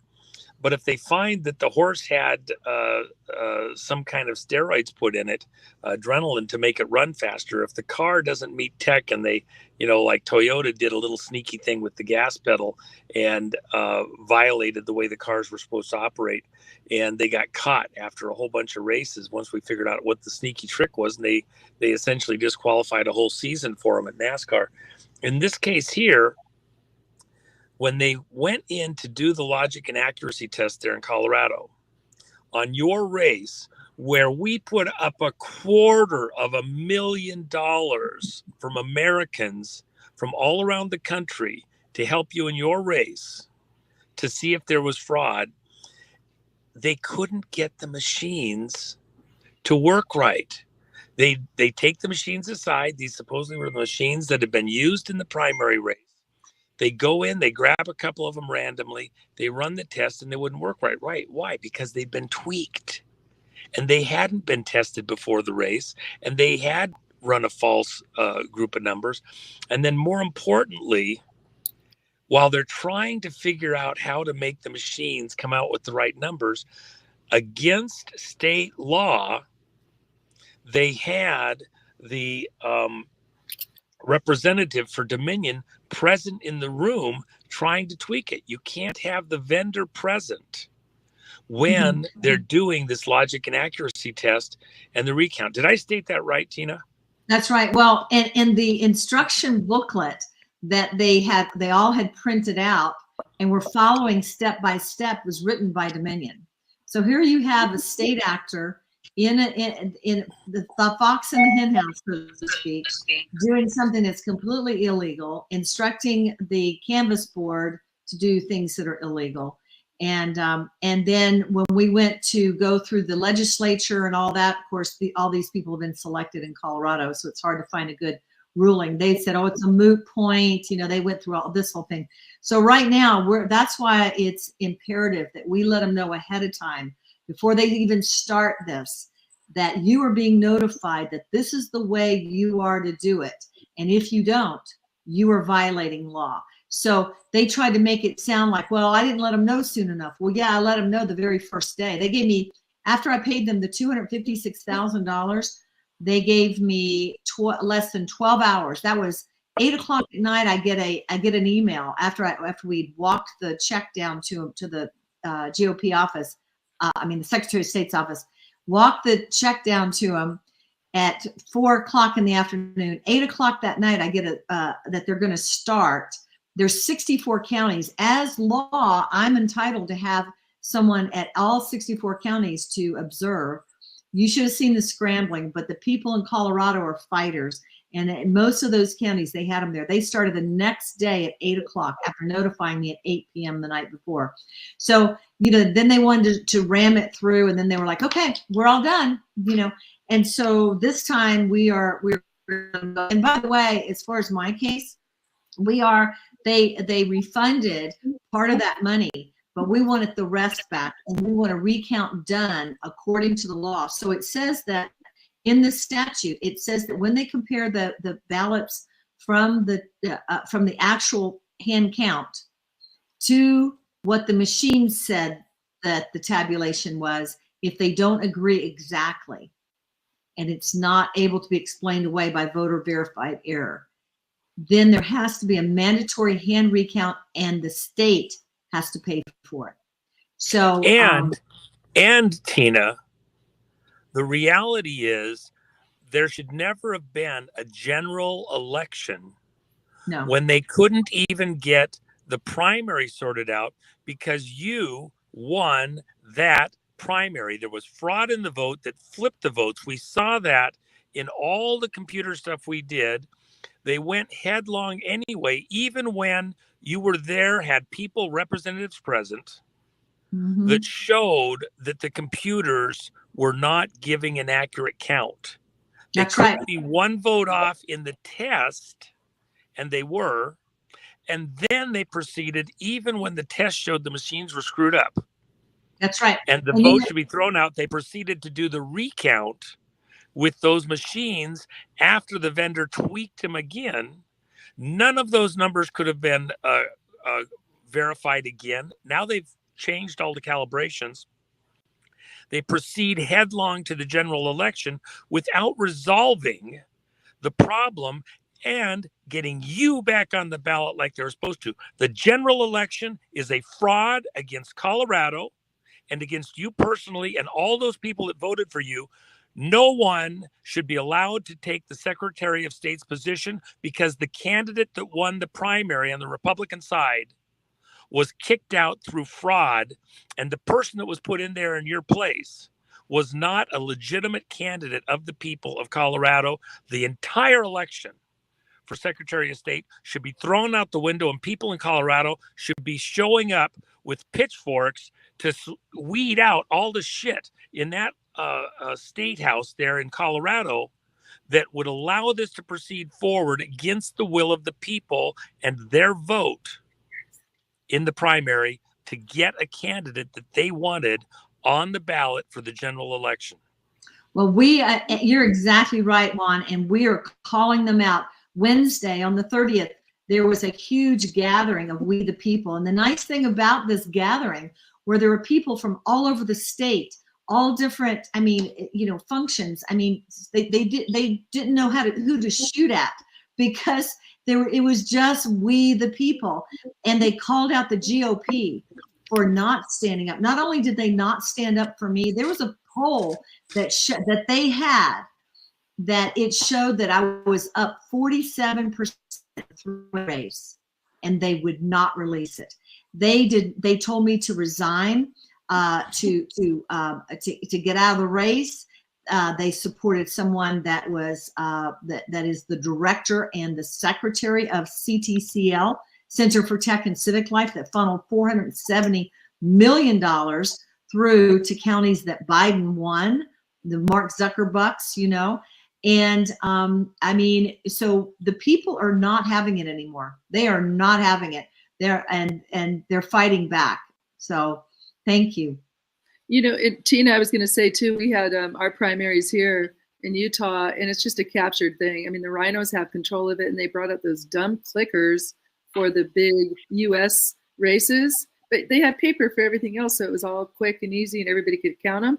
And their clickers were, these are better. Their technology is great. We can get the count fast, and we don't trust them. So everybody, when we got through with our primary here, we felt defeated here to some extent, and we're fighting back. But it's a mess here. So we're getting mad. Everybody's getting mad here. Don't you feel that coming on? Yeah, I was a candidate for U.S. Senate at the state convention. We have the caucus system with 4,000 state delegates, and some of the people that voted for me complained. You have an option to take a picture of the serial number on the back of the clicker. Well, they were allowing people that had no credentials picking up clickers and voting. And some of the people that voted for me told me that they took a picture of their clicker and their number went to a different candidate at the state convention. So yeah, it's unbelievable. That happened in Colorado as well. And when it happened in Colorado, they had driven the clickers in from Florida at 4:30 in the morning. The people objected and said, we want to vote by paper ballots. We have it over here. We have a place to count. They insisted on using the clickers. This is our GOP at the assembly, assisted in using the clickers. And then Mark Cook, Juan knows Mark, he can tell you, then they took those clickers to California and did the same thing over there. It's documented. So, let's elaborate on that, Tina. Let me slow down for a second here. So at the GOP, the Republican convention in multiple states, they use a private vendor who then does a machine count so they don't have to play with paper for all the delegates that come to decide which candidate that the Republican Party is going to support. So we were kind of keyed up on this, supporting I can't believe it. Rachel Hamm in California. Beautiful, just a friend and a great candidate. So we had a couple of our guys, my chief of staff, Matt Meck, Mark Cook were there, and others, and they were observing how the vote went. So the night before the GOP convention, similar to what happened in Colorado, similar to what happened to Utah, The night before, they have a little thing where they show all the delegates, here's how it's going to work. And you can see how fair this is. And they have their little electronic clickers. And Mark asked a few questions. Matt asked a few questions. Everybody leaves. The next day, as they're watching how this is going on, the actual count, Mark saw on the television screen, and Matt also, there was anonymous voters. There was also voters that got to wait, give a weighted vote. So you or I might get one vote. They might get 1.5 or 2. That's right. And then these anonymous voters on top of it. So Mark asked the vendor, the technician, says, what's with those guys there on the screen? Who are those guys? Oh, they're anonymous. Well, how are they allowed to vote? Well, they're not here, but they're allowed to vote. So you have delegates for the 5,000 people in Texas or the 5,000 people in California, but they get an extra vote and they're off site. They're not even here. Well, that's what they get a vote. That's what those clickers are really designed for. Those clickers are designed for corporations, you know, when you have a board meeting and certain, you know, shareholders have a certain percentage of a vote and that sort of thing. They are not meant for elections. And they'll tell you right in their paperwork, they're not meant for elections like what we were doing. Well, and here's the key, and this is where I want people to slow down and listen to what I'm saying. The Republican Party is a corporation. The Republican parties in the various states are corporations in that state. And so they have a club. And what's happening is certain members have gotten in that club. And so this vendor is treating it like any corporation, a publicly listed corporation with preferred voters that have extra voting rights. And one of the things the vendor told Matt, was that it's okay the way this is done, because the Democrats do it too. We do it for both sides. Plus, they're doing this for corporations. Do you know what? Before this is all over, I believe we're going to find that a lot of these listed stock companies, where they're getting these people as CEOs and presidents and various positions in the voting stuff, that there's mischief going on to get certain buddies and friends into those CEO positions. And then they take money from these corporations and give it to different groups and operations that wouldn't necessarily be what the general stockholders would agree to or want, but they're getting put in there with a secret handshake deal. And that's what happened in the GOP in California. That's what happened in Utah and Colorado and all these other places.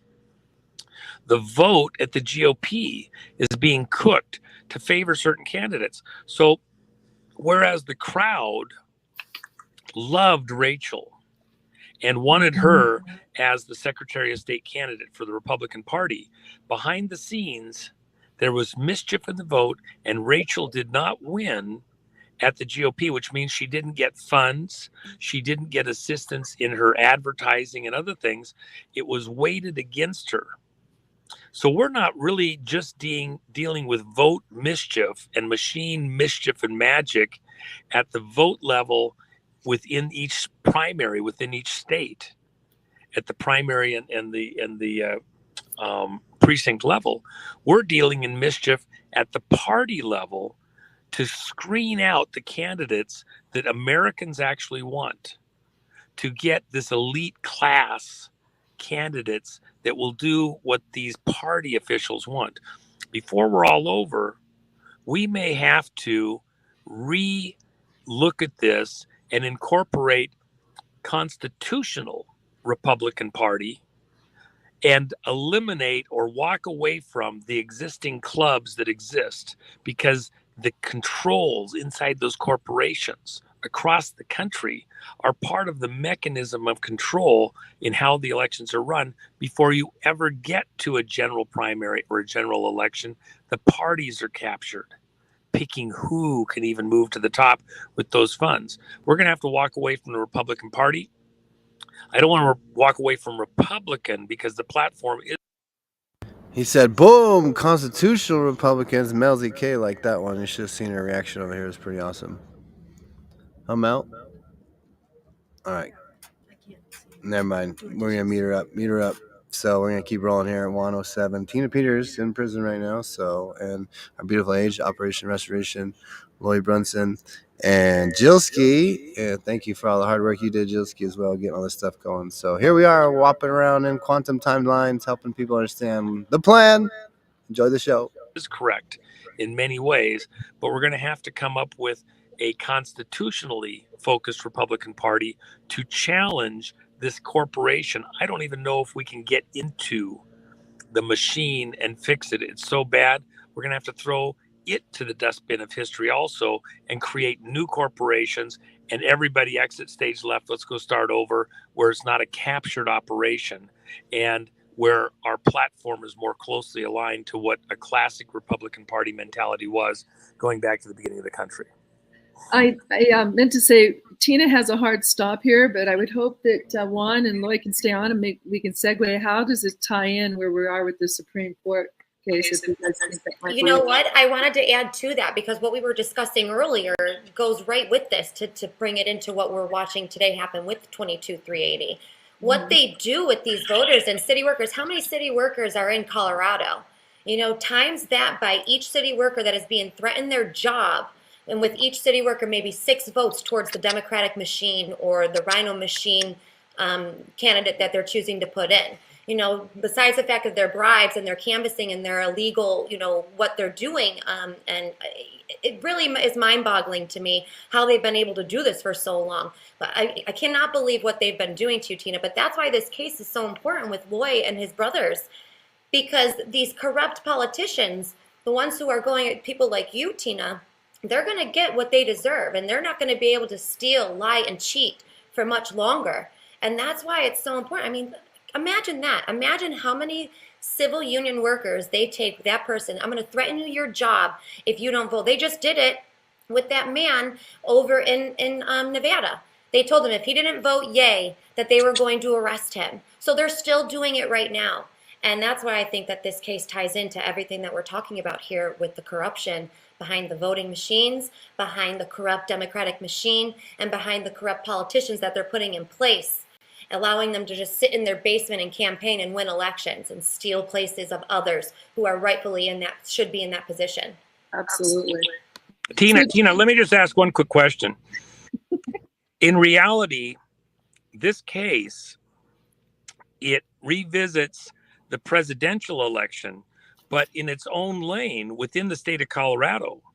Shouldn't there be a case like this? Because there were Coloradans looking for an investigation of the 2020 vote. And there's Coloradans looking for an investigation of the primary vote.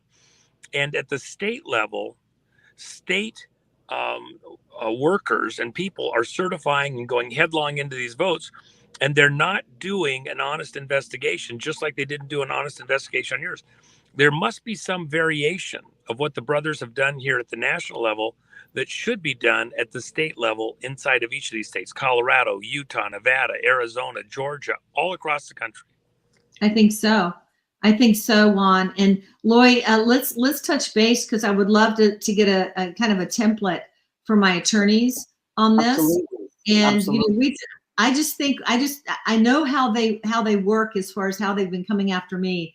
I think we just hit them from all sides, and that's what we're doing right now in Colorado. And we want to take this to SCOTUS. We've already talked about doing that. But if we could not try to reinvent the wheel, and I know we'd have the patriots that would sign on for sure. Sure. Great. Let's do it. Let's connect. Okay. Great. All right. Thank you so much. I'm sorry I have to hop off. We got to get a press release and some emails out to these clerks to tell them they don't want to break the law and violate their oaths. So I appreciate you guys. Thank you so much. Love what you're doing. Thank you. And Love you, Tina. Great. Thank you. Yeah, keep trailblazing. Thank you. You guys too. Wait, keep in touch with you. Okay. Okay, thank you. Thank you. We'll connect you. So, Juan and Love you, Tina. Love you, Tina. We got you, girl. We're leading the way. Follow the charge. Loy, let's see how we can segue this in to what has happened with the clickers at the primaries, and then how this all segues into what we're facing right now with the Constitution here in the Supreme Court. Well, we're probably getting a fraction of 1% of lawsuits even happening at the get-go, because lawyers will advise you of their immunity and say it's not going to be fruitful at all to do. So if this case is successful at the Supreme Court and strips them of immunity, then they will be completely liable. Then attorneys will say, yeah, let's go get them. So this immunity stuff has really stopped the First Amendment protected right to petition for redress of grievances on even a local level. So attorneys would then say, hey, bring it on. It goes back to Rule 11. Yeah, absolutely. Yeah, well, Rule 11, it goes back to stripping their immunity. Yeah. And it would strip the immunity right down to the local level, and then people would be able to sue. And the attorneys wouldn't say, you can't sue, they have immunity. They'd say, you can sue, now you can, because they no longer have immunity. Let's go after them. Right. So they've been protected. And that's why there's so much corruption going on, is because they've been protected with immunity. And the way that they've been protected is using the Constitution. Yeah. And hiding things from our Citizens Handbook so we can't use them, and they can keep their corrupt justice system going and feeding the cash cow and feeding their democratic or, deep state machine. Well, when they say Constitution, they're just flat out lying. Yeah, they're lying. It's baffling, but I'm so excited for people to see the real truth come out and how important that this case is. Because look at people like Tina, good, hard fighters who are actually standing up for we the people and our country, our freedoms, our rights, our justice. They are getting, just like they've been doing in the Supreme Court, swept under the rug because of this beast system. Yeah, and some of the people that might be newer to Tina, here she was doing the right thing and protecting her county, her Mesa County vote. She was protecting the data. And as I had heard it, and Juan, maybe you can verify this, but my way I understood it is she was protecting the data. Dominion sent out some letter that they were going to be coming in and doing some maintenance or something. So she asked them simply, is it possible we lose some data? And because it's her responsibility to ultimately protect it, she had an outside group come in, professional group come in and get the data, protect it. And that's what set the whole thing on fire, because now she's got 100% of what went down, and they didn't want her to have it. So she's arrested for doing her job. I mean, come on. Well, it's a bit more complex even than that. Tina, asked the right questions, and she used the right person. The person that came out to take a picture. It's literally just like you would make a copy of your computer, a snapshot in time in case you ever have to go back and reset your computer.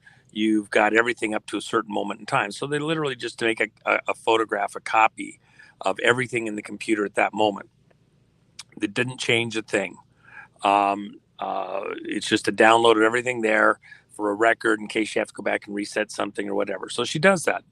The person that she used is actually cleared, has a clearance inside of the cyber intelligence operations here inside of Homeland Security. A very rare position. This isn't just anybody. So it's not like some riffraff had access to the computer. Then when this happened, after they were done doing this trusted build of her computer, which technically the way the contract reads, because you have to preserve data for 22 months after any federal election. And it's the same in Colorado. It's a state law and a federal law.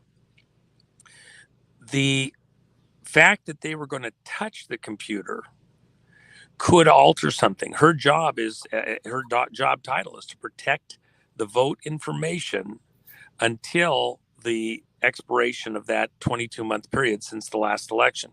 So when they were going to come in and touch the computer and do stuff, if you look at the way the regulations are set, they actually can't change any data in the computer. The only thing they can do, they can't even change the batteries to retain memory, clock memory, etc.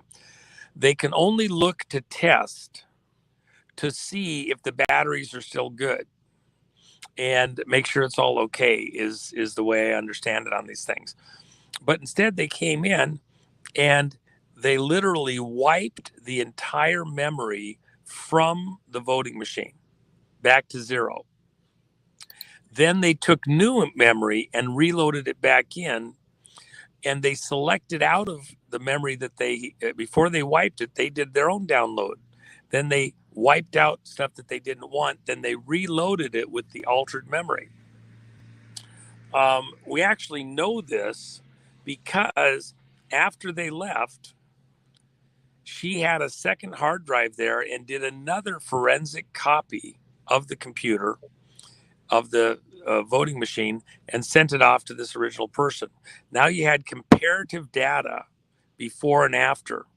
And I can tell you from firsthand knowledge that there were significant and critically important changes in that data. Now you have a very serious question. Was a crime done when Dominion altered the machine information? Were they in violation of their state contract to maintain those machines and preserve the data in them in the way they operated? Again, we come back to this very case with the Brunson case. The contention is that Congress ran headlong in spite of reports that there were anomalies in the vote that indicated there was some type of foreign interference, that the vote was at risk, and that they were about to act on a false vote count or history that was not the way the voters truly voted, that there had been damage. In Colorado, what Tina observed there was people changing the history after the fact to cover over the trail. Now, you go back, what if Congress on January 6th had done the pause for some period of time? We used the 10-day thing, but that's what they did in 1877. Some places it was verbalized as 10 days, but it didn't actually state a specific number of days. Why? Because what if you get in there and your initial thought is there's nothing wrong, we don't care, and all of a sudden, oh, well, wait a minute. Gee, look at that. Oh, goodness sakes, well, look at that. Is 10 days enough? You might have had to pause and go longer. And where would they have gone for that vote information? Tina's place. And similar. They'd have gone out across America, because where's the vote done? It's not at the federal level. It's precinct by precinct, county by county. If the legislature had done their job, they'd have sent the electors back to their states, and they'd have had the states go back and look county by county, because all votes are done locally, to see if there was problems in the count at the county level. They'd have gone to places like Mesa, Colorado, where Tina's the clerk, and they'd have said, let us look at your machine. We want to make sure everything's good to go. And they'd have done things like what the state of Colorado was doing, that they charged Tina $250,000 to do. They'd have gone in, and the first thing they'd have done is a logic and accuracy test. Does the machine give us the correct count out when we put test ballots in, or is something tweaked in the machine? And like Colorado, when they put the test ballots in, they didn't get the correct number of votes out. The machines were tweaked. They weren't working right. And then the manufacturer had to come in and fix the machines so that they could work right to do the recount. It's a scam. I have a question. You know, you talk about the foreign intelligence. Okay, so FISA Act was created due to electronic surveillance with voting machines, etc. So what are the surveillance laws and how are they getting past these surveillance laws? Is it because they're using the immunity that should be ours in the Constitution against us? That's what I want to know. I want to know, how does FISA play into this? Because how are they able to get through this when it's supposed to be ours? How are they using FISA courts against us? If Juan, can you answer that?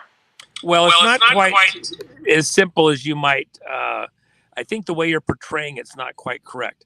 The FISA court allows that investigative agencies like the FBI can spy on, monitor the activities of American citizens. And so, for example, there was a FISA court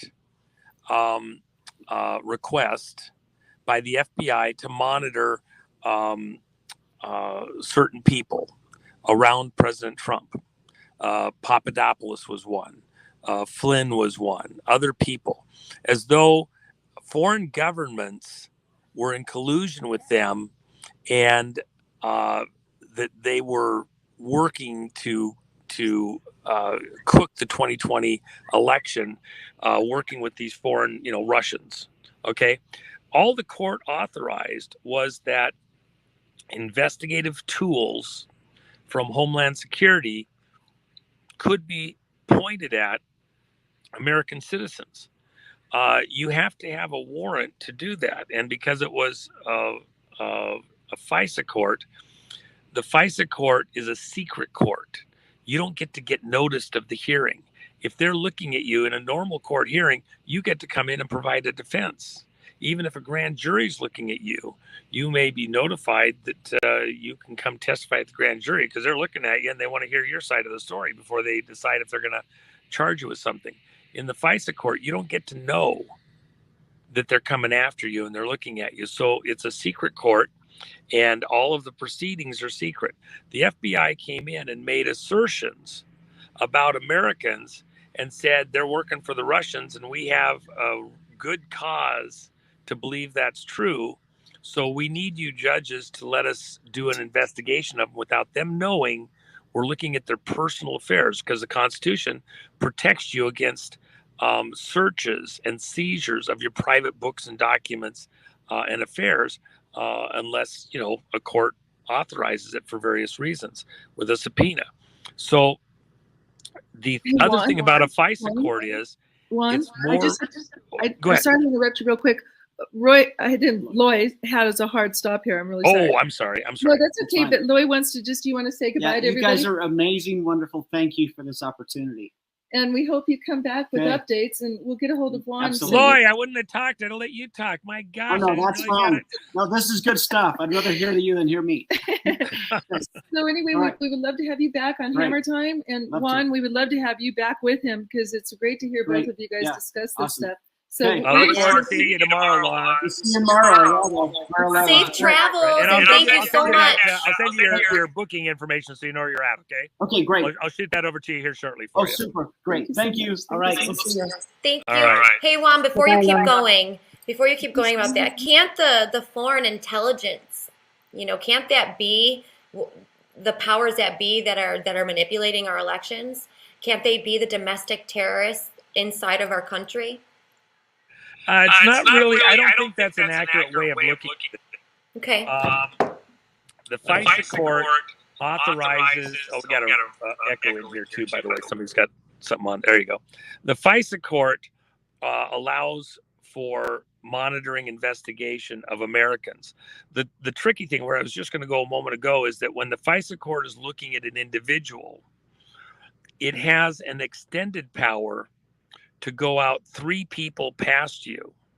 So if they have a FISA court ruling that allows them to look at Papadopoulos, and then Papadopoulos, communicates with another person, and that person then communicates with me or you or somebody else, they can go out 3 layers deep and look at everything in their contacts. Because in the spy world, most of the work, the real work, the hardest work, isn't done by officers, direct employees of any of these governments. It's done by people that they are working It's the officers, the actual employees, and then you have operatives or agents of those employees, contractors, people that they have co-opted, the secretary for some big corporation, the secretary for an office holder in political office. And they may have it direct, or for example, maybe it's indirect. In the Seth Rich situation, Seth worked for the DNC. He was so pissed off at what happened when they cheated Bernie and cheated him in the primary, by the way, so that Hillary could get in. Cheated him in the within the Democratic Party, that he copied the information in the DNC computers. And then he wasn't quite as sophisticated as his brother, so he gave his brother the data that he downloaded from the computers over at the DNC, allegedly, said for legal reasons, allegedly. And then his brother conveyed it to WikiLeaks. Well, if I'm looking just at Seth, I only see what he might have done in his phone communications, etc. If I'm looking at Seth and then his brother, I might see other connections that could potentially be it. If I look at Seth and his brother and I see his brother's connecting with somebody connected to WikiLeaks, now I have enough pieces to figure out where this data got sent to. And in the intelligence world, you've got to be able to go a couple of layers deeper. And so the FISA court allows that the court can authorize surveillance of an individual and out beyond that individual 3 layers deep. So that's why you're saying just like they did that with Trump. So is it safe to say they created FISA and the FISA courts just to do this type of spy intelligence, just so they can manipulate elections, so they can have that immunity and that type of data behind them to keep it secret from us? Is it safe to say that? I don't think that's accurate. I don't think it's accurate, and here's why. Oh, we got the echo there. I don't think that's accurate, and here's why. The FISA court isn't where the manipulation of the elections is occurring. The manipulation of the elections is occurring at the officials that are running these elections. The way the secretaries of state decide to do voter registration through the vehicle, the driver's license database, through the mail-in ballots, through the drop boxes, all those kinds of things. And that doesn't really fall within the purview of the FISA court. The FISA court is just a surveillance court. If we wanted to look for Chinese interference, we might use a FISA court to monitor the activities at some of these voting officials who are U.S. citizens and are protected from unwarranted, unlegally authorized searches. We might use a FISA court to monitor activities, but they're not monitoring them to cancel the elections or do whatever. And they're not changing the elections through some action of the court. I think it's a misunderstanding of how that court works or what it authorizes precisely. Okay, so then my next question: what do you? How can you explain FISA equals start? Equals start in what sense? I'm not sure. I've seen a lot of within the movement, a lot of people saying FISA equals start from a lot of drops from Q. So I'm wondering what can that prefix to all of this that's happening right now? Because it seems that they have been using immunity, and I've listened to everything that you said about the FISA and stuff, but it still seems that they are using the FISA court to manipulate elections and stuff and use patronage on people and to spy on these individuals who are not not the people that they want to prop up, so they can try to monetize them, just like they did for Trump, right? Okay, So, let me hit the I'm just trying to really grasp this. No, here. I got it. I understand what your question is now. Yeah. Hit that mute button and I'll explain it. So when we say FISA equals start, when the court was asked to authorize surveillance on Trump and people around Trump, that was the start of the crimes against American citizens, because it was under a false pretense that the court was asked to allow surveillance of Trump and the people around him as though there was a Russian collusion thing, when there wasn't any truth to it. And they knew the allegations in the Steele dossier were fallacious. The FBI knew that the allegations of Russian collusion into the Trump campaign and into people around Trump was fallacious. That was the start of the campaign against Trump on a false narrative, where they go on this fishing expedition looking for anything they could possibly drum up to construe that Trump was, working with the Russians. And of course, one of the things they've tried to plant this evidence on the servers over at the bank about Trump, communicating information back to Russia and back and forth for the campaign. It turned out to be completely fallacious. Even the dossier itself, by the way, where did the dossier come from? It was out of England. Who's the fight with ultimately that we're in right now? For all of the players and the globalists and everybody else that we're in a fight with, where was it that Strzok and Page went to get the dossier? And McCain's little buddy, where did he go to get the dossier and then feed it back into the media here and into the political class here to attack Trump with this fallacious dossier? They went to the city of London, the city within a city. The city of London, just so people understand what that is, there's only one place on planet Earth where Queen Elizabeth had to curtsy and bow to anyone. What, the Queen of England? She curtsies and bows to somebody? Yeah, only one person. Once a year, she was required to go to the city of London, which is the 1 square mile where all the international banks have their offices, little Rothschild holding. She had to go to the gate of the city, remove her shoes, because she's entering on holy ground, and then walk into the city, present herself to the Lord Mayor of the City of London, the banking community, curtsy and bow to the mayor. That's who the real power was behind the throne, the Queen of England. And once a year, she had the formality of showing who the real rulers of the world are, even greater than any of the royalty, the royal families, including the Queen of England. Now, that is the city where Strzok and Page, McCain's little buddy, all these people went to get their copy of the dossier. Who is America really fighting? Remember when President Trump visited England and accidentally stepped in front of the Queen when they were making a turn? That was no accident. We're not kissing ass with the Queen or anybody else. America's not going to play that game anymore. These globalistas wanted us to fall into line to their lead in a global order. And this administration of President Trump wasn't playing the game. That's why they hate him so bad. He's not playing the game as a member of their club.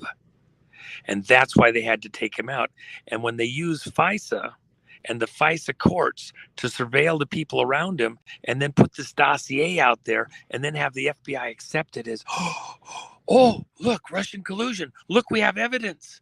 They go to the court. There might be evidence that the Russians are trying to get into the American political system and control our elections. And Trump's part of it. He's in on the scam. That was the start of the attack on the American electoral system during the Trump phase of this. And then they didn't expect what happened, which was the American people showed up in such vast numbers that they hadn't cooked the books adequately to overcome as large of an operation where Trump's people showed up to vote for him in 2016. They had plans to cook the vote. They just didn't think big enough because they didn't imagine Trump could win with such amazing numbers. Remember, in the last 2 weeks of the campaign, President Trump went to places where everybody knew it was a close race, but there's no way Trump was going to win. And he campaigned harder. He was doing whistle stops at 1 a.m. in Florida to talk to people at rallies. He ran harder than anybody had ever run in those last 2 weeks. And the vote eased up so high, Hillary couldn't believe it. The people around her, what? You mean he beat us? We had everything cooked. The sacrifice had everything in it just right. How could he possibly win? So what happened in 2020 was they pulled all the safeties off the election. They stopped the vote at 2:30 in the morning so they could change it whatever the numbers were. And they cheated harder than they'd ever cheated before. And we caught them. And that's what even a modest investigation prior to the certification of the vote would have found. And that's what the people around Biden, the people in the Democratic Party, the rhinos in the Republican Party all knew. Even the most modest real investigation would have shown that the elections were cooked at places all across the country, just like Tina's there in Mesa County. And that's why they had to go into the computers, into the Dominion machines, and wipe clean the history and do a trusted build and service the machine to put new numbers in, so that if you look at a machine here, a machine there, a machine someplace else, you can't even see how they cooked it. That's what they were doing. And that's why if we had done a timely pause, investigated the vote just in those half dozen states where it was the worst, we'd have seen the interference, and we'd have seen what Radcliffe from the Office of Director of National Intelligence said. China interfered in our election. The only question was how much weight to give it. How bad was it? Not did they do it or not. And while these guys wanted us to think it was Russia, it wasn't Russia either time. It was China. That's who our real opponent is now. China, China, China. And all the intelligence agencies know that. If we do an honest investigation now, when Trump's back in, we'll prove all of that in a heartbeat. It's going to be China ultimately that we find cooked our books, cooked the election, and is our true enemy in what's going on in America today. So well said. Thank you. Wow. So one more question. Can you tie all that into the Brunson case so people can understand that and what will unfold with all of that? Okay. Thanks. Hit that mute there. Here's the deal with the Brunson case. Every effort that we have, I have a group, a coalition, and we did the largest election integrity group of hearings across the country, 20 states, over the last year. Also had the largest group of candidates. Tina was one of them, running for Secretary of State and other positions in the country. All of those candidates, Rachel Hamm, Jim Marchant, candidates in these positions, just like Tina, across the country running for Secretary of State, and they all got challenged super hard. All of what we would call the mega candidates, the Make America Great Again candidates within the candidates coalition that we formed, coming, the core of it was, yes, Nevada, but we brought all these candidates in and then built it out over time to the largest candidates group in the country. All of those candidates were accosted. They were attacked within the GOP, because they were all Republican, to try and kick them out before they could even get on in the primaries. And then in the primaries, they were attacked even harder. Fincham in Arizona. I can't think of all the other ones off the top of my head. I'm kind of racing through it. But at the end of the day, all these candidates were attacked very, very hard. And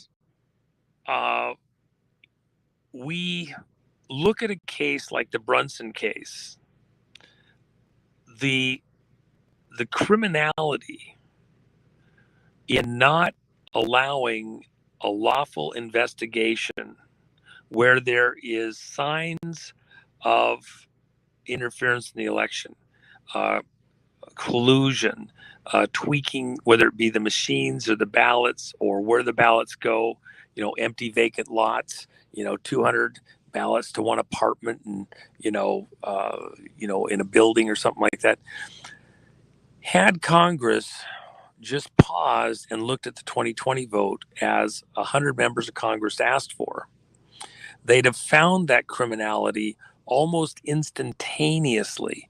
Even a cursory review would have uncovered it. You had 32 attorney generals, led by Ken Paxton out of Texas, that said something is wrong in these 6 states.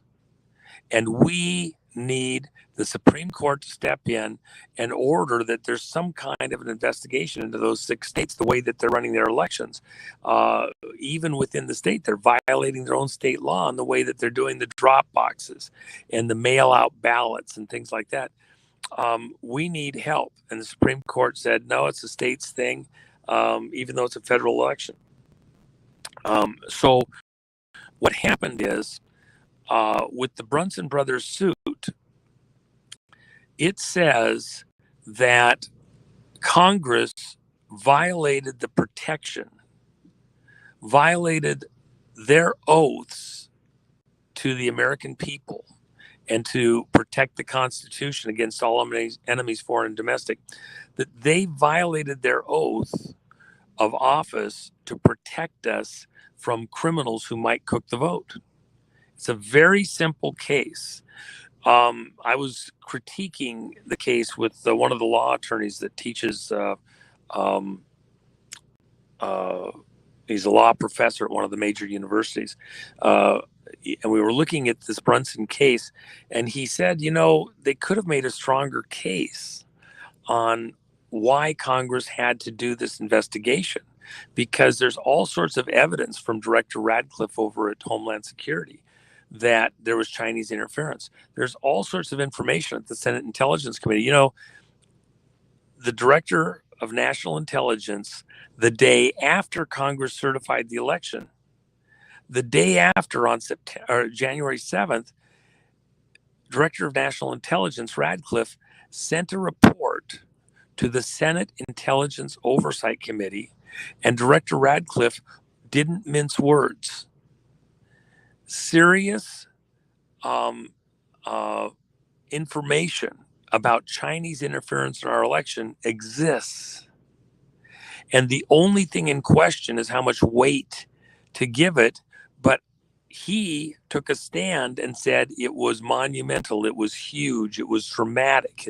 I'm using my terms, not his, and needs to be seriously investigated.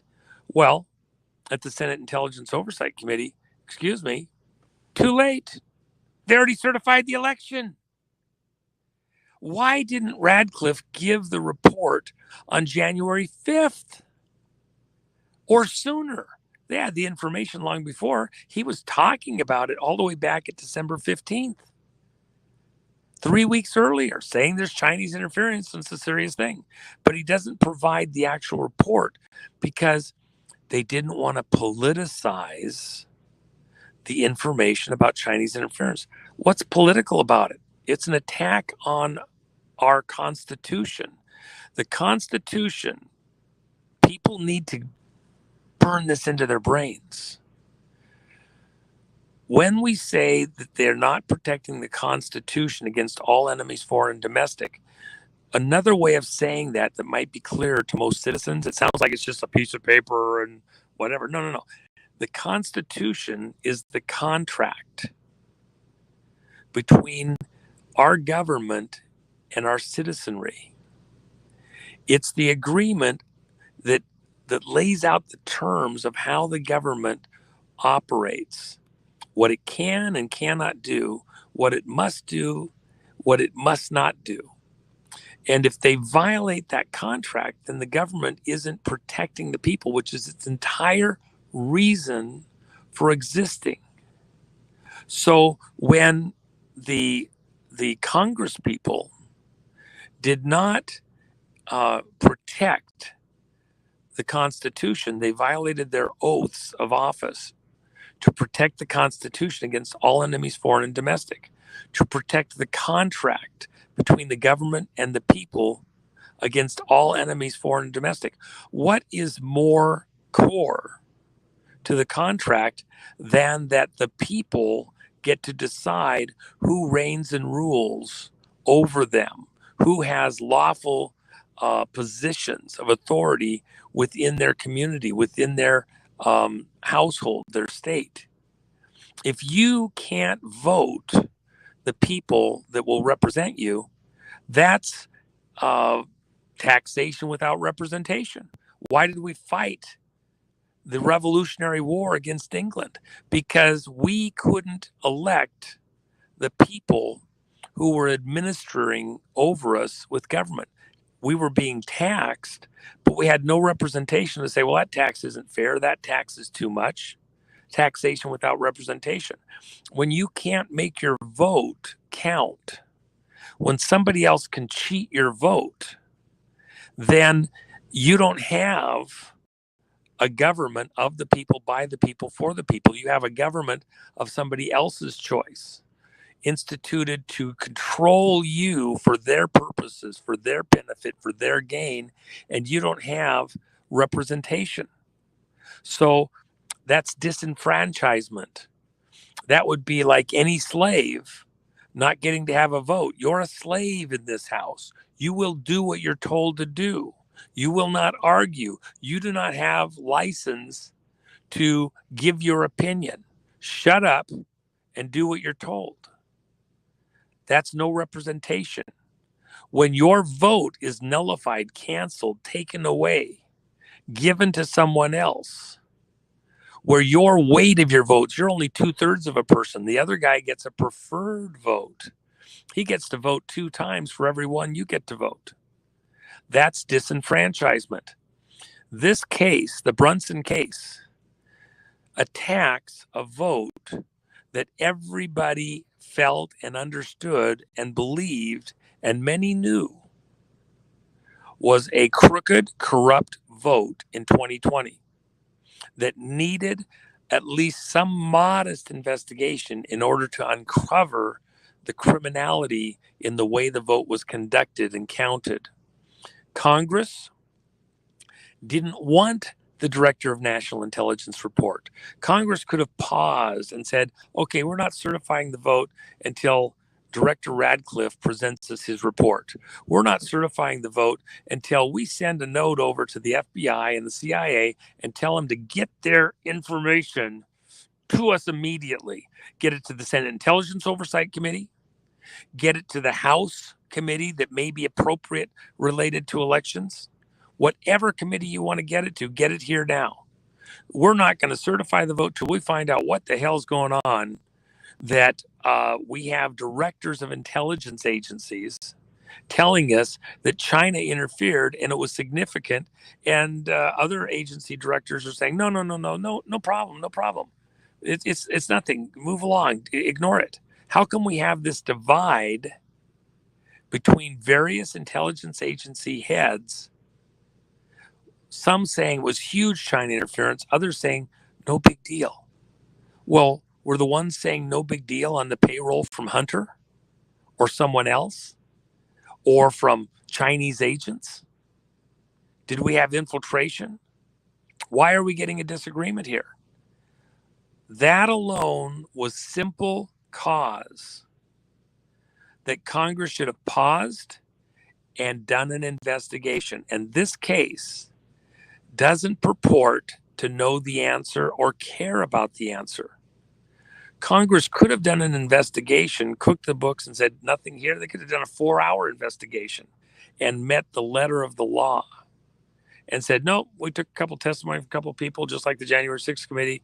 They could have done a Star Chamber thing, probably got away with it. And they said, no, we did an investigation, and this case would not exist. But they could not even do a half day of investigation. They could not allow a report from the Director of National Intelligence, like showed up the next day to the Senate Intelligence Oversight Committee. They could not allow that in the room, because then to proceed with the vote would have been clearly an attack on their oath to protect the country, protect the Constitution against all enemies, foreign and domestic, to protect the voters and their contract with their government against an attack by enemy forces. So for all those reasons, the congressional members, House and Senate, plus Pence, should be removed from office because they skipped past, lackadaisically, nonsensically, they skipped past their oaths and obligations to protect the Constitution against all enemies, foreign and domestic, did a vote without any investigation, even though a third of the members of Congress demanded it and made a reasonable request. Just give us a 10-day investigation. We got to find out what's going on. They wouldn't even lift a finger to do that, placed America in peril. And the last 2 years of drama in America, remember, votes mean things, votes count, stuff happens. When you see oil production drop to the ground in America, and we're buying oil offshore again, when Trump had us producing more oil than we needed, and we were exporting oil, and now we're paying monstrously higher gas taxes, which is a tax on the American economy. When you see the economy in trouble with high inflation, where we're seeing unheard of inflation numbers, 40-year highs, and still headed north, going higher. When you see us on the verge of nuclear war in Eastern Europe that could spread right here to America. Remember, Russia just deployed its Belgorod submarine, which has the ability to fire nuclear-powered torpedoes that can travel anywhere in the world at depths that submarines normally don't travel at and that we're normally not able to look at. Torpedoes that can move at high speed and then get parked off the coasts of America, and which they claim can cause tsunamis. And of course, that's related to the ground features under the water that they would use in order to cause a shape charge type detonation. Not that the explosion itself would be a tsunami, but only using underwater features. So the long and short of it is, America on multiple fronts is in a perilous crisis situation that would not exist, I guarantee it, if Trump, who won the 2020 election, had been given the victory.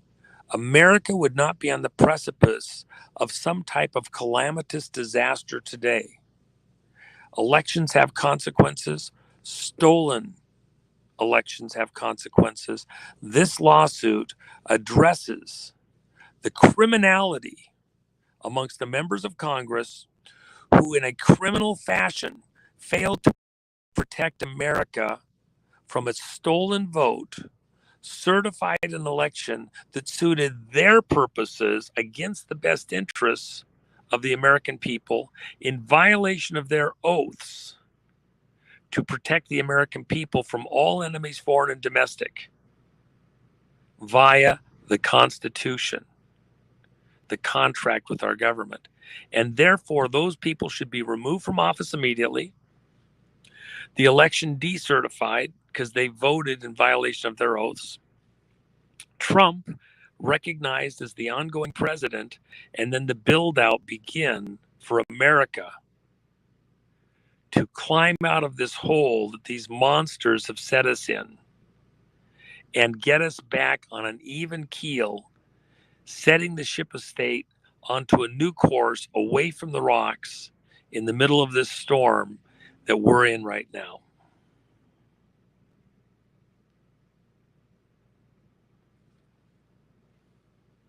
Joe, we can't hear you.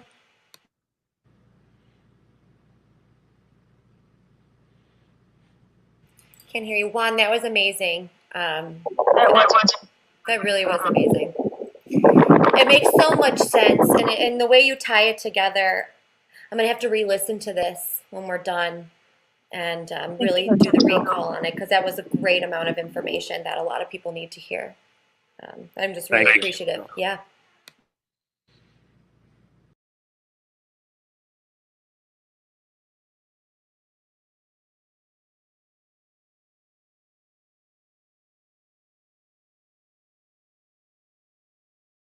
Oh, I see somebody mouth moving, but I don't hear the words. Yeah, you're muted over there. It makes me wonder how we're going to move forward, and I think this is a great case that will help teach the American people about our constitutional rights and what that means and our freedom. And I think you're right, if we don't have a vote, we don't have a voice. And we haven't had a vote for a long time. You know, I honestly never realized that there was such election fraud. I had no idea that there was stifling of speech, you know, through social media. So this has been a great experience of history and teaching me too about what it means for us to have sovereignty and to be free, and what it is we want for our republic and how to go forward. Yeah. You know, the one thing I will tell you, gals, is this. With broadcasts like yours all across the country, coming from different directions, more and more people are kind of understanding with more precision what's been going on.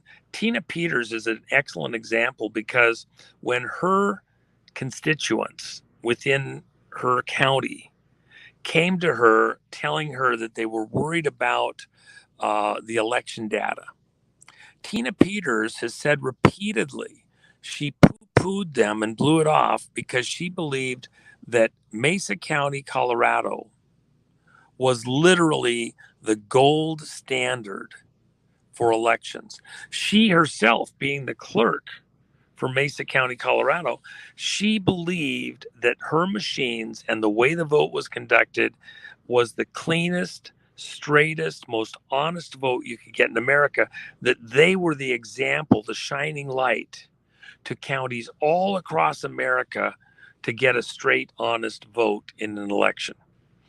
And it was only a process where she had the machine forensically backed up, just because people were making all these claims. There was a lot of contention about the 2020 election. It didn't seem to quite, make sense. It didn't make sense to her or anybody else the way that this election had gone. So she went ahead and did this forensic copy. And it was only subsequently, when they realized there was a difference between the before and after, and it was huge, and there was all sorts of programs added and deleted and all sorts of things, that the scales fell from her eyes. Election officials across America are having similar experiences. And then the other thing that's causing people to pause and take a second look is all the pushback from the companies and the politicians, the bureaucrats, even the people who certified this vote on January 6th, 2020.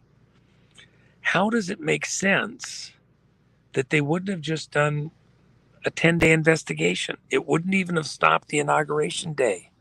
Just a 10-day simple investigation. Everybody go back, double check, look at the books and make sure. Why? Because they liked the outcome.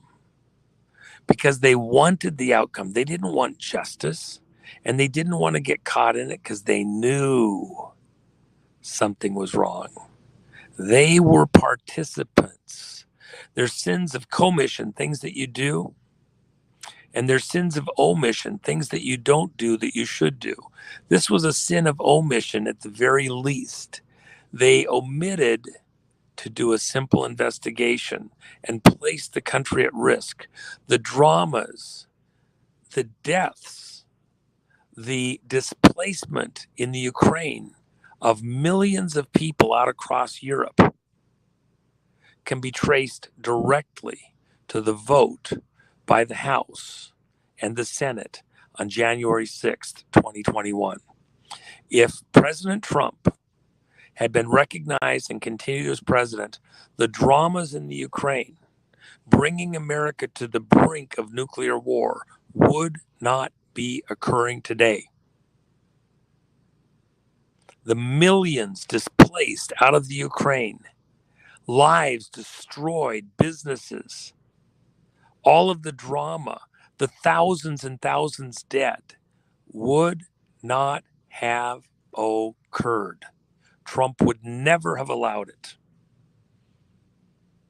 You got to think about that. And that is on America's hands, we as a people, because the people that represent us did not represent us properly to do the things that we wanted done, because the people that we actually elected to office never got to get there. A fraud occurred right in plain sight.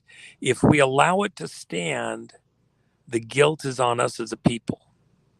We have to fight for policing within our own house to get justice done in America, starting with this vote.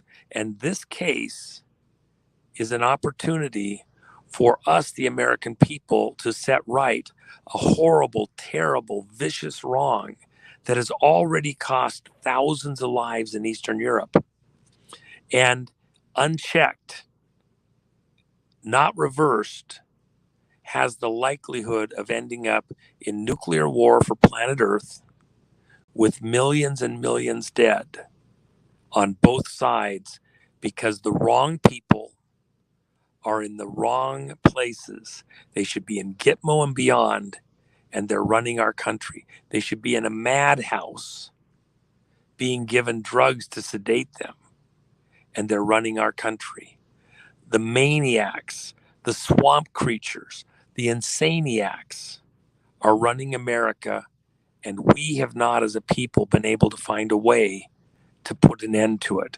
This case, with the support of the American people, these justices who stopped another evil, Roe versus Wade, becoming the law of the land, this court has proven that they're willing to revisit injustices in America being foisted on the American people. This court said a previous court erred in finding that there was a federal position, a federal authority that allowed them to mandate that abortions be illegal across the country, a federal mandate, and returned it to the state. An earlier court erred.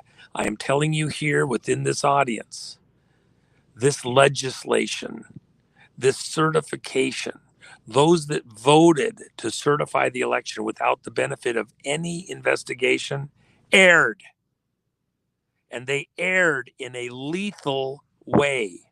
Lives have been lost, and more will be lost until that evil, that sin of omission, looking the other way, not doing an investigation truth of what happened in the election, until that is reversed, lives will continue to be lost, and the guilt is on the American people.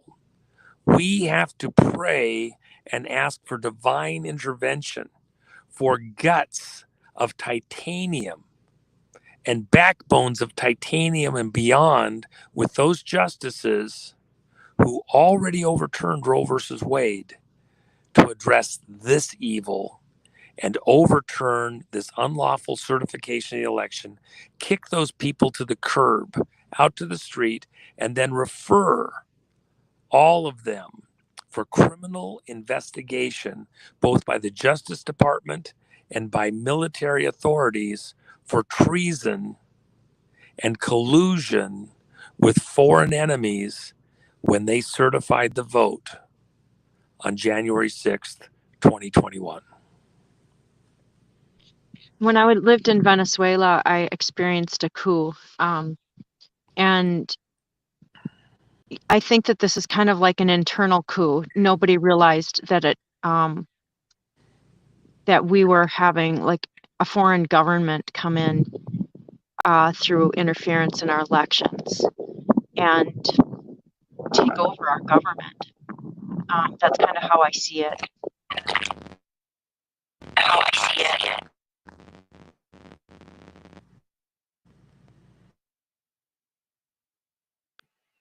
Repeat that, Mel, because I think he cut out.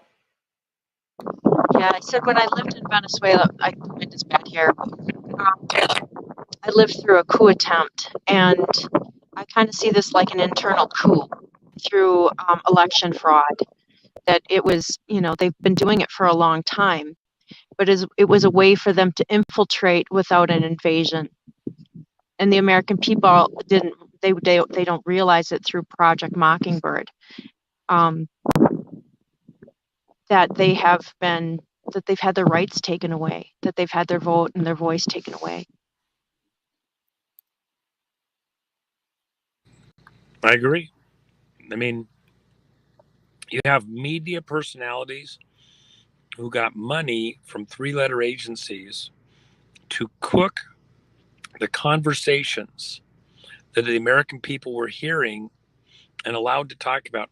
Actually, one host getting paid to shut down other hosts at major media outlets to not even talk about things like the birth certificate or FISA violations, etc.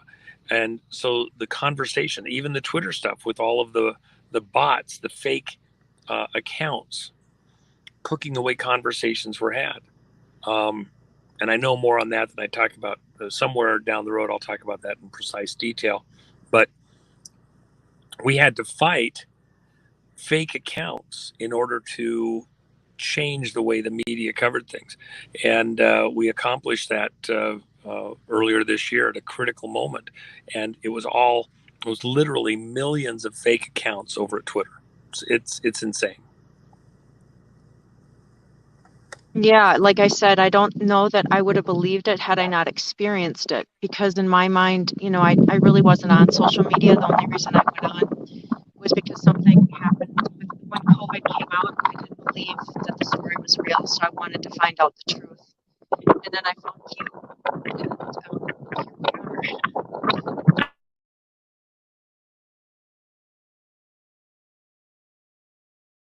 I think we've had a lot of great information today, and I need to process all of it. I'm so excited to re-listen to it. This really, truly has been great. Tina Peters is a wonderful, wonderful woman, great warrior, and she's fighting for the right reasons. The Brunson brothers, oh man, I salute to them majorly.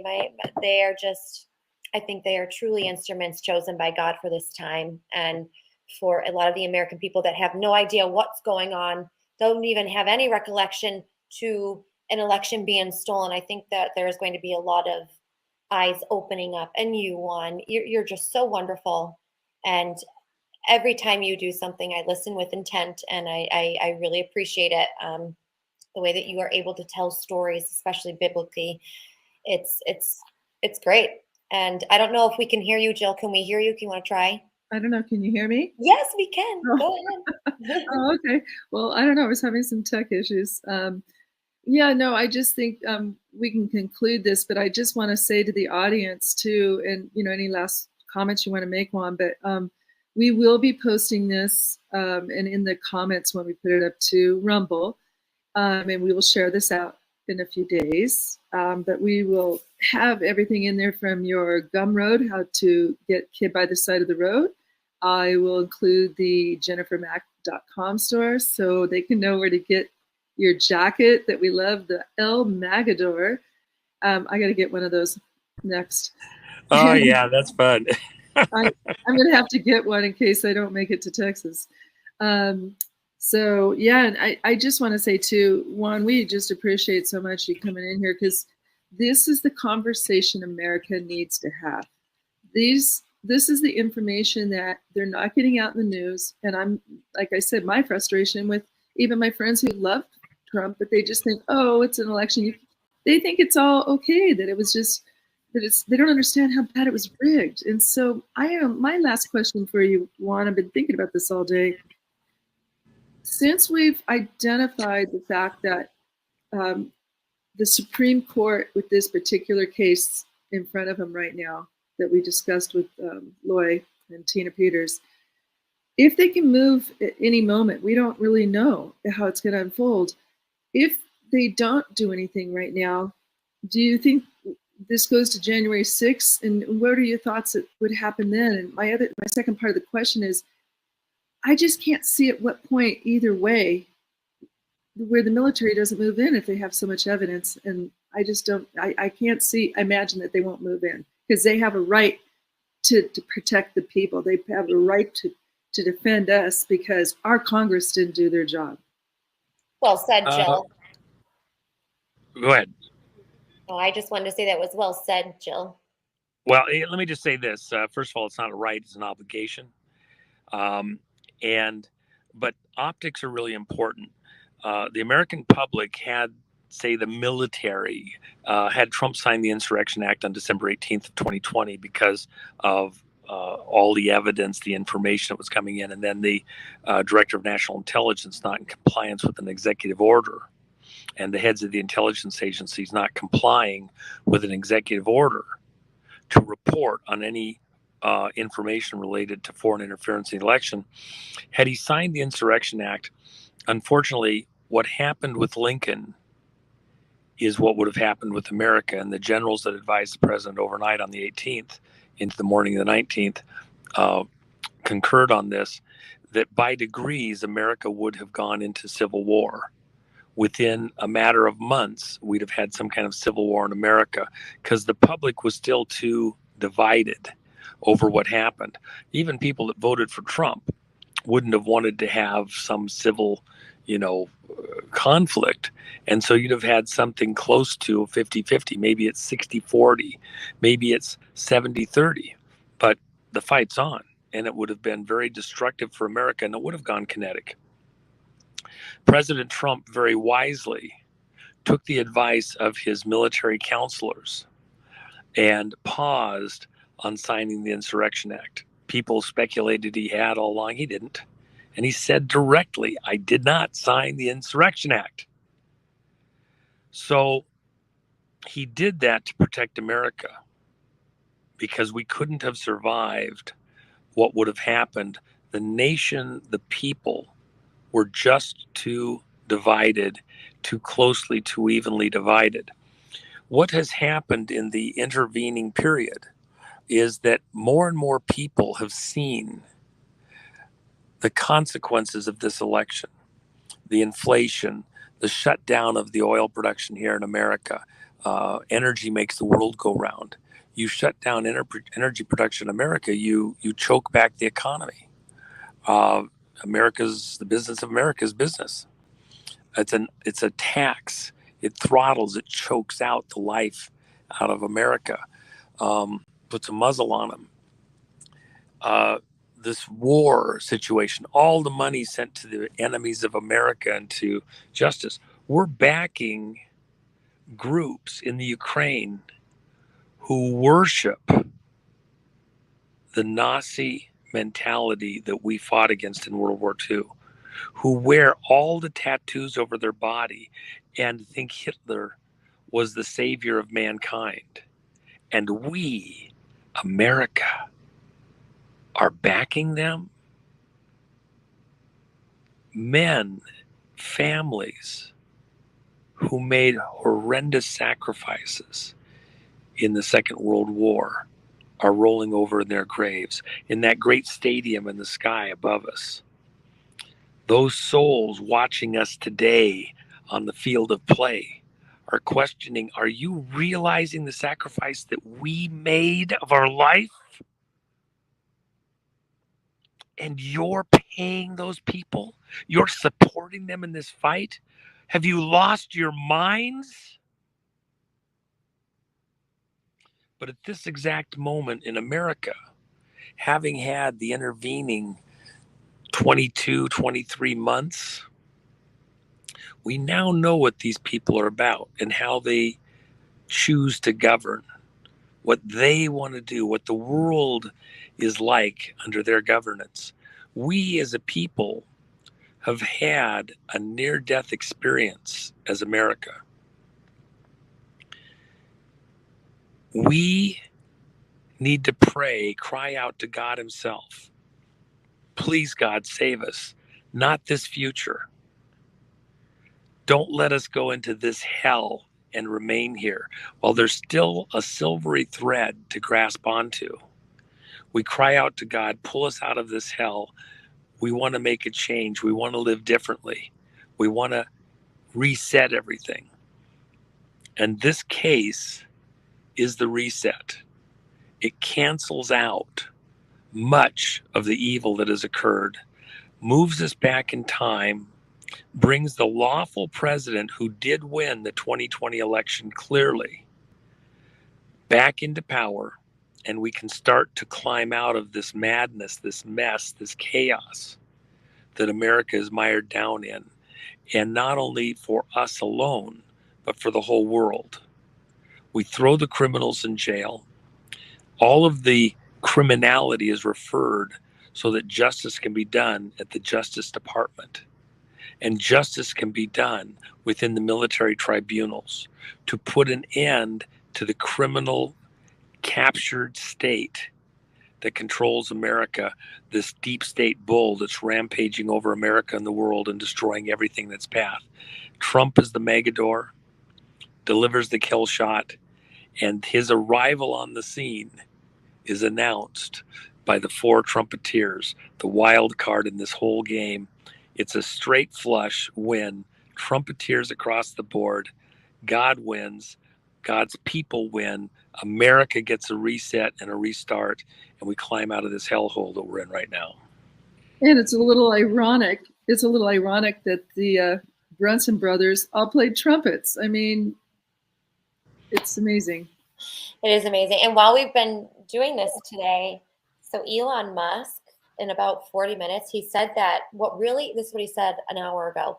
What really happened with the Hunter Biden story suppression by Twitter will be published on Twitter at 5 p.m. Eastern. And then a couple minutes ago, he said that we're double checking on some facts. So probably start live tweeting in about 40 minutes.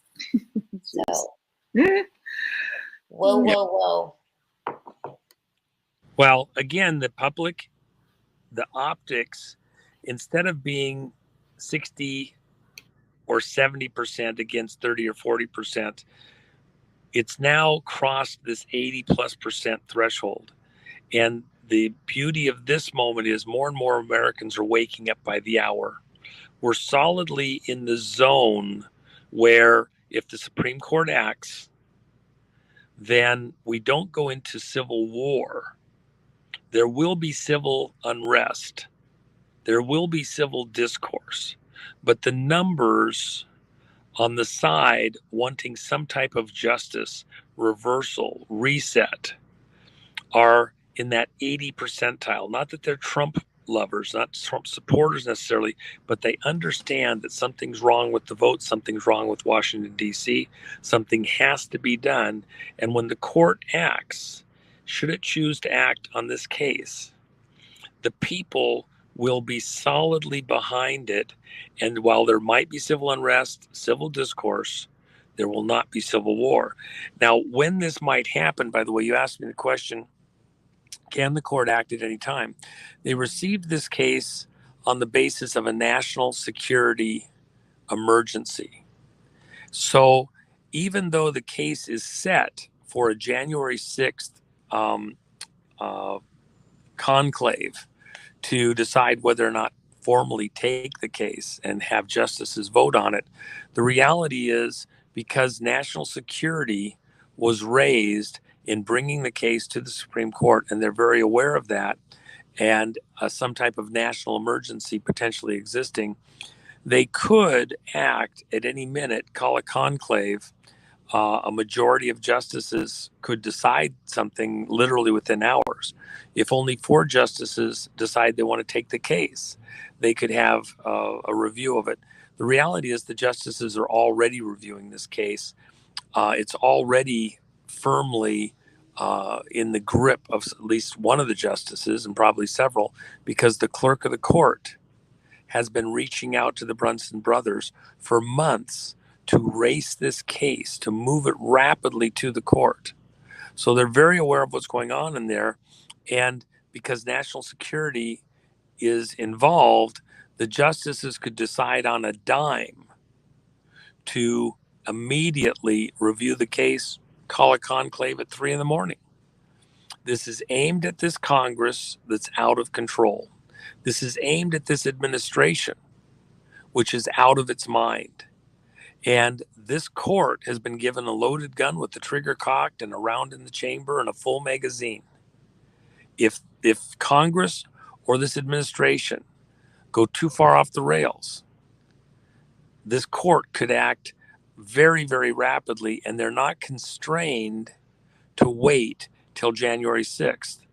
All the reasonable minds out there will tell you that most likely it'll just go to January 6th. They'll do a meeting.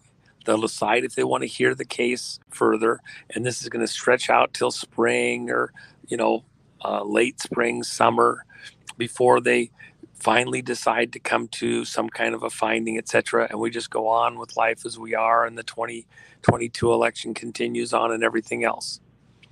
And in a normal world, all of those friends who are very good friends of mine, who are real geniuses, who've lived in this environment forever, would be absolutely correct. Nothing significant's going to happen very soon. And even when the Supreme Court acts, it's going to be understated. It's not going to be anything hyper dramatic. And the only retort that I have to all of that, in a normal situation, the way the world's been going for the last 100 years politically here in America, I'd agree, you're right, and we're all out of our minds.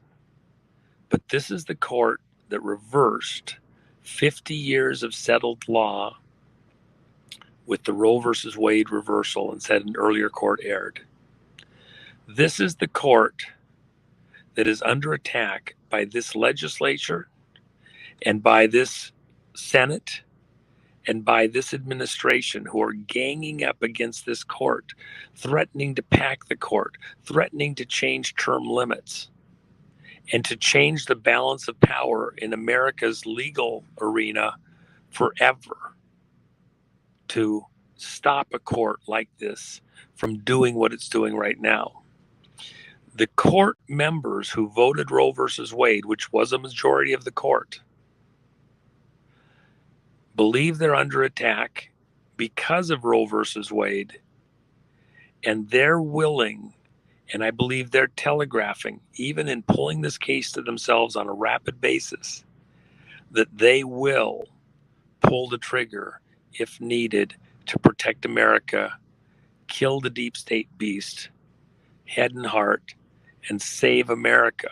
And I believe that they are operating just as they did with Roe versus Wade, under the divine unction of God's own spirit, coming against this culture of death that has captured America's political environment. This culture of death, which is the platform of the Democratic Party, which is the mindset of the Rhino Republicans, doing this dance with evil. And God himself has heard the moans and the cries of the American people and the world, because our military, our State Department, our political machine, our finances are being used to damage the whole world, starting with Ukraine. God himself has decided to inject himself into this conversation enough. And he's going to use this court that has acted correctly in reversing Roe versus Wade to reflect the will of the people. And he will act to reverse these monsters in the way that they're controlling and enslaving America to do their will against God's will and against the people's will, joined with a divine unction to stop this death culture, not just in America, but pervading out across the world from winning. Satan loses, the Baal worshipers lose, they're done, God wins. That's what I'm praying for. That's why we're here. God bless America. Well, Amen. Amen. Well, thank you so much. I think this is a great place to conclude this one. Again, thank you for all your time today. We'll get this out and we'll get all your the links to the websites. And I also want to say for the audience too, there's Tina Peters' documentary, Selection Code, is excellent, and we'll get that put in there too. And thank you for everybody today. Thank you, my cohorts, the Warriorettes, right? That's our new. Gosh, I got to get you girls in. You girls would look great in the Megador jackets. You know, I think that's going to be one of those things down the road. People are all going to want to be able to be counted in their Megador jackets. I just have had so much fun with them. But I'd love to see the trumpeteers doing a Brunson in their Megador jackets. Can you see that would Trump? be so fun. Can you see Trump doing a Brunson with taking out the deep state when he does it? You know. and one, you're going to be in Mar-a-Lago, and Loy's going to be joining you. Yeah, we're heading over to Mar-a-Lago right now, and so there's a Moms for America thing on Sunday. I've got a couple things this week, but I've also got some other stuff in the background. So even though I could literally be at Mar-a-Lago every day this week on something, I've got to juggle other stuff behind the scenes that's even more critical, because we're not just, you know, it's fun to rub shoulders with everybody and be there, but there's other mechanical things that need to be done to be in position at the right place at the right time for what, you know, we hope may happen over the course of the month here. So game's on, we're fully engaged, got to stay focused. Is the Mar-a-Lago event tomorrow or Sunday? Sunday after a brunch. Is it going to be a live broadcast, or is it a private event? Oh no, it's a private event, and a lot of fun. You know, Kimberly Fletcher, who puts this on, she was there on the January 6th thing, and they classified her as a terrorist because she had a little booth off to the side that she had actually got permission to have, got a permit to have, because she was there handing out stuff, Moms for America. By the way, you know, Tina is a Gold Star mom, lost her son in service to America. And when they went into Tina's house, Tina had received his footlocker, which she placed at the foot of her bed after her son died. All of his possessions removed from his room, packed away carefully, the flag that was on his casket, everything put inside of a footlocker, placed at the foot of her bed. When the FBI and the Colorado agents came in and searched her house, she had never opened that footlocker since her son died.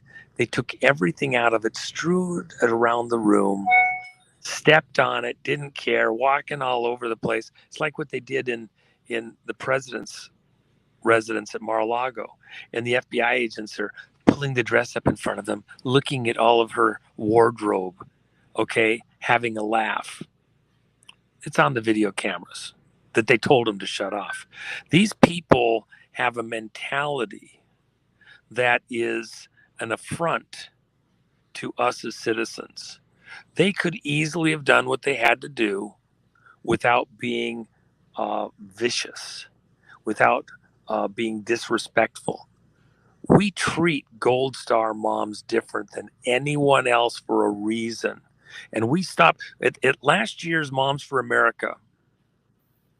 There was a Gold Star mom there who wanted to say hi to the president, wanted to shake his hand, and everybody else was getting in there and waving at. She didn't actually want to talk to him. She just wanted to get a picture of him. But she was a little shorter, and she couldn't get her camera up high enough to get a picture as he was moving through the crowd. I said, Gold Star mom, make a way. Gold Star mom, Gold Star mom.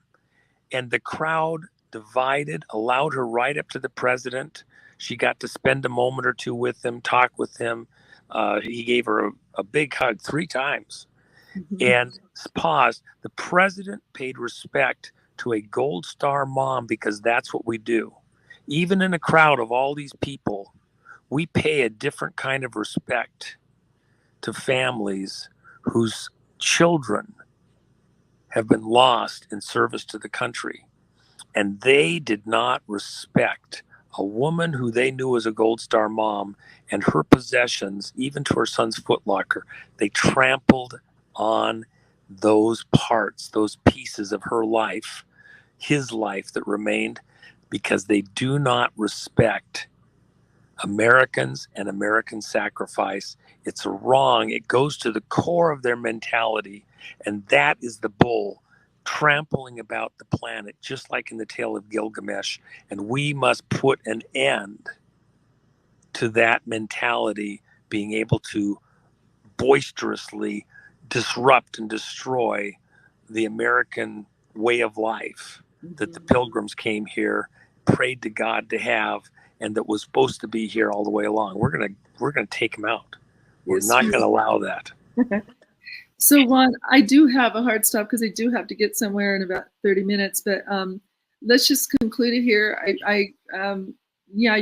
They don't have. I just like they don't have God in their soul, or I don't know what it is. The God-fearing people that live up here and everywhere around this country that are good people. They just trample on all of us, and Tina really took the brunt for it, and it's sad. But anyway, you guys, you want to close this out? We want to do our little closing here? Yes. Okay, so ladies and Juan, again, thank you so much. So we always like to say at the end of the day, in a quick prayer, you want to say a prayer real quick, Juan, and then we'll close it out. All right. Father God, I ask you for every person in this audience that you would speak to them personally, give them a way that they can honor you and your will right there in their community, in order to bring about your justice in America.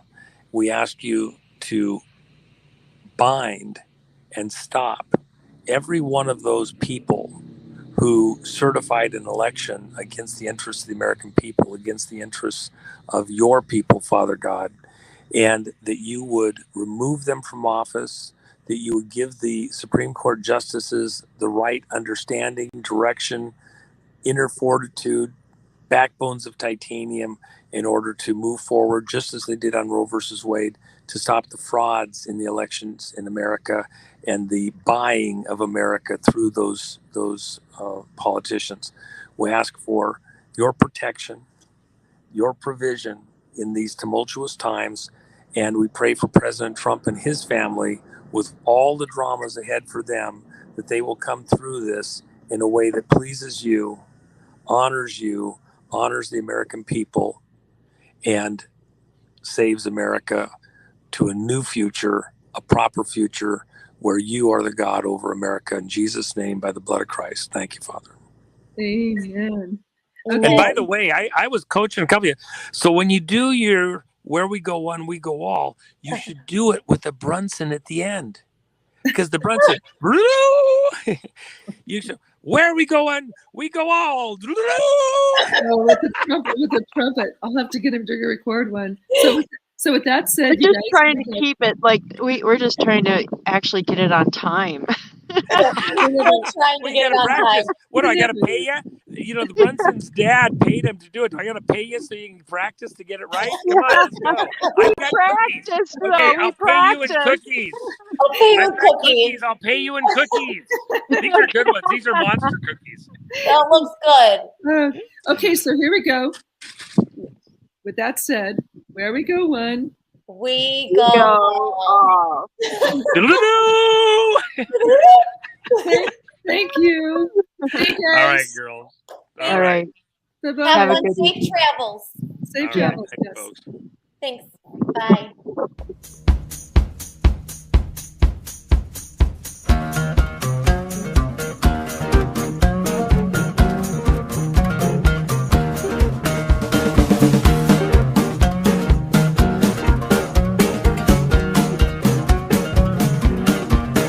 I'm a soldier in the army of the Lord. Soldier in the army. I'm a soldier in the army of the Lord. Good soldier in the army. Well, now when I get to heaven, I'm gonna sing and shout. Ain't nobody there who can turn me out. I'm talking with the Father, shadow with the Son, telling about the meal I just came from.